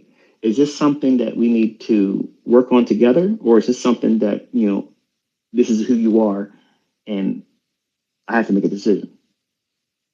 because you don't want to be in a toxic relationship. And trading can become a toxic relationship where you build this codependency with a toxic lover, which is what the market is. She is a cruel, and it's not in deference to the ladies being vilified. Okay, if you want to call it, he's a cruel lover for the folks that are looking at it like that way. That's fine too. But the markets are a very cruel lover. They demand all of our attention. They're jealous. They don't like it when we spend time with our family. How do you have proof of that? When you're spending time with your family, the fucking market will go 500 fucking points. And you should have been in front of charts, and now you weren't. So go fuck yourself. I paid you for your disloyalty. You want to spend time with me? You want to spend time with them? Okay, here's a missed opportunity. And then you're going to come back the next day thinking, oh, it's going to be another 500 handle on. And then hits you in the stomach. Lose more money. Cruel lover, man. So it's a very, very hard industry to master through the emotions and psychological balancing act. And if you have children, you have just literally made this so more complex. You've made it so astronomically difficult because if you're a parent, and for some of you young folks that don't have children yet, this is going to be a discovery for you, okay? But when you're a parent, you are wrestling with guilt constantly. I'm spending too much time in these charts, but I need to make money because I want to make something better for them in their life. And you're constantly doing this balancing act. And if you're trying to be a teacher and you're trying to run some kind of a business and trying to teach and help other people, you're basically putting other people up in front of your own children. And that guilt is always there. Below the surface, it's always there. And it's nagging and eating at you, consuming you.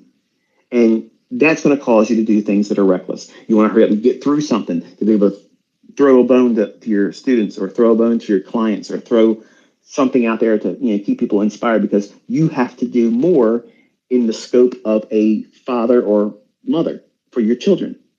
You have that responsibility.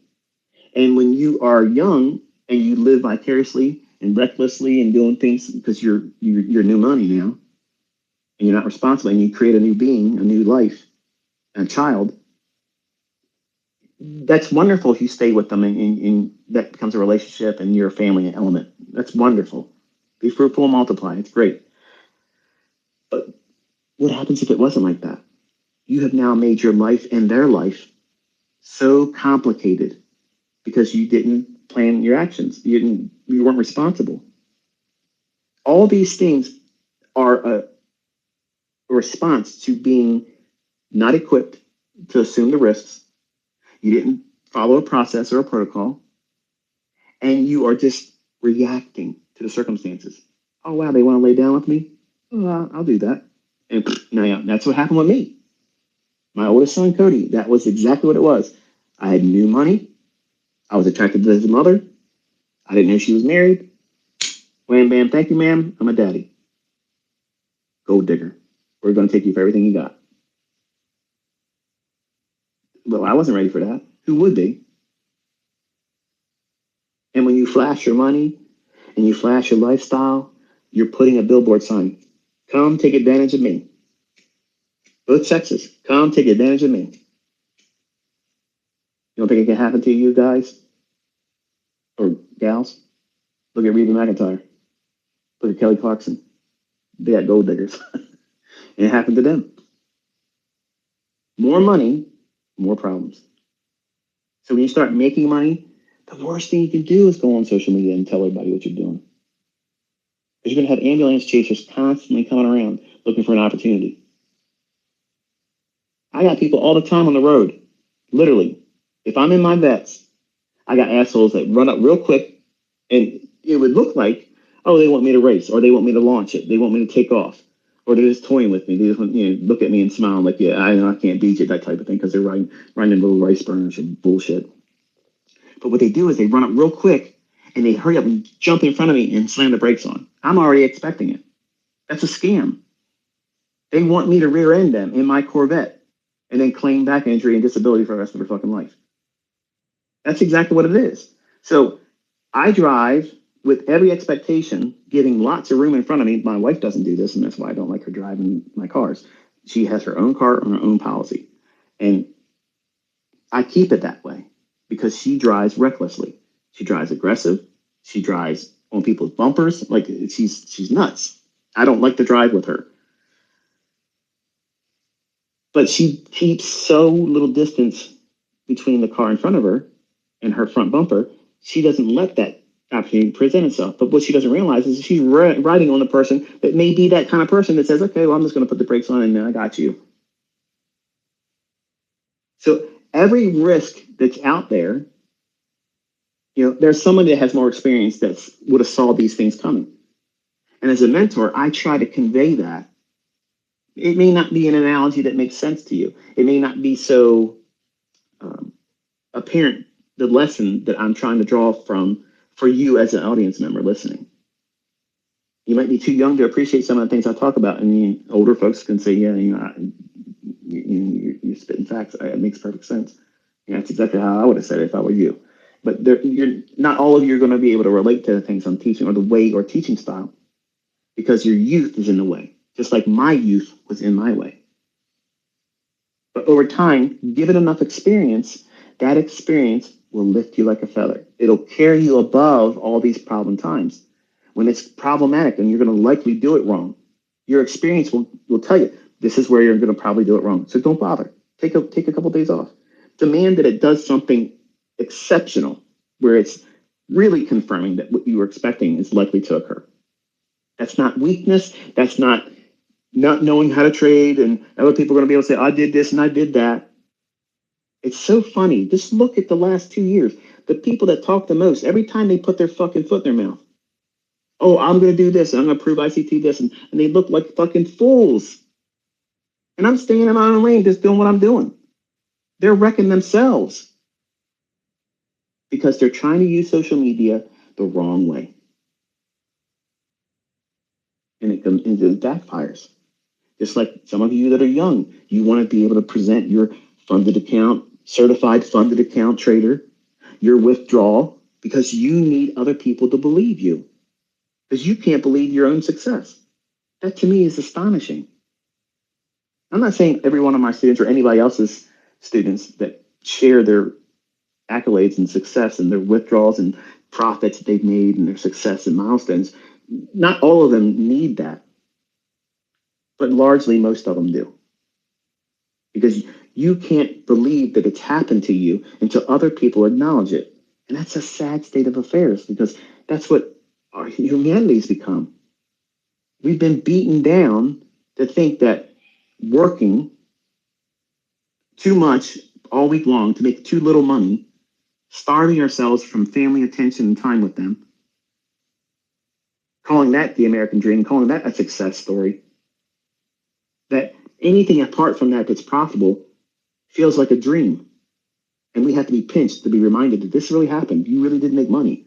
You really did call the future. It panned out like you thought it was going to happen. You did what they said is impossible. You timed the market. You did it exactly like you're supposed to. It bent its knee to you, and you made money. I get it. It's hard to believe it. And that's why a lot of people around you, when you go on social media, they're not going to believe you. It's normal. So why invite the opportunity where you have to defend yourself? Don't do it. Live in your life privately. Make all the money you want to make. Don't flaunt it. Don't invite people that want to try to take it from you undeservingly. And don't invite them in their fucking unsolicited opinions. That doesn't mean fuck all. Because if you're doing it, it matters not what anybody else thinks. Who cares what they think? Are you going to change your spending habits when you start making 6 figures a year based on somebody else's opinion that you did or didn't really make that money? No, you're not. You're not going to give a shit. And you're just making them significant by entertaining them. I sport with these people online because Twitter's fun to me. It's always been a playground for me. My advice when I leave is don't waste your time with it. It's too many things going on in the world. It's better usage of your time doing it away from social media Pour all your attention in development. Be balanced. Work on having a balanced life. That's where I failed. I failed having a balanced marriage and fatherhood over my children. I spent too much time in these markets. I've spent too much time since 2016 with all of you as my students. And that may sound rude, but I can't get that time back. And I feel terrible.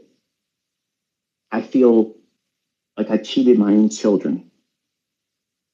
17, 18, 19-hour days running a mentorship, trying to help people and trying to give everything I had. It affected my health. I couldn't sleep well. And you might think I don't sleep well because I do the sleep schedule I have, but I couldn't sleep hardly at all. And sometimes you would hear me in the recordings and you could hear I'm fatigued. I was getting sick more than I ever did because I usually don't get sick, but I got sick several times while running a mentorship because my immune system was being affected by fatigue, not eating right, not exercising. I was constantly on the computers, constantly engaging students. And I'm excited in 3 weeks that I'm not going to have that level of output anymore. And I get to spend time through the holidays with my family and start a brand new year without having this tethering between all of you and me. And I'm going to be enjoying watching all of you grow and who gets to rise up and who gets all of the accolades and everybody wants to follow that person. I'm not going to be showing up and saying anything, talking shit about anybody else. I want to watch just like everybody else is watching. I want to see what you all do. I want to see the next person that gets all the bullshit and also all the attention and how they manage it, what they do with it. Do they abuse it? Do they monetize it? Do they, whatever they do? I don't know. I'm interested to see it. Not for the dick measuring aspects of it, but I'm genuinely interested. But I don't have to spend my life on social media doing it. And that's what's unfortunate. That since 2016, social media has controlled my life. It's absorbed the majority of my time. So for the folks that are upset with me that saying that I shouldn't do this, I shouldn't leave social media, I shouldn't leave being active because I have more people now that want to learn and it's not fair. Go watch what I've already produced because that's what they did. Everybody that's got to the point where they're at right now, they watched what I produced. I didn't delete anything. It's there. Go through all that again. Well, not again, but go through it like they did. And anything you need to be fortifying or shoring up, just go back and watch it. That's why you should be writing notes, taking notes of what these videos are talking about. So that way you know, go back into that video at this time, he talked about this. Anything that you feel unsure about when you're watching a video and I comment on it, make a notation of where I talked about it. And when you start looking at a few different videos, I'll talk about something here in one video and I'll amplify it over here. And by having that and maybe another third or fourth video, you'll have a better understanding of what I did in those instances that are uniquely and separated from one another. But it'll give you the concept or conceptual idea of what it is I'm employing. And you'll have the visibility to be able to see, oh, I get that now, versus me trying to do one video teaching like a TGIF. You think every single weekly candle is going to retrace 20 or 30% because it's a Friday every week. It doesn't work that way. So there's logic that I shared in there that it's still in that video, but because you come in with these preconceived notions about what it is that you should know, well, that means that you're the teacher. You're not the student. If you're coming to me telling me how you need to be taught, that means you're the teacher and I'm going to sit down. I'll let you teach yourself. And then when you're ready to learn, you'll stop pretending you know more about how you should learn. You don't know. You're in a state of ignorance when you come to a teacher, not just me, anyone.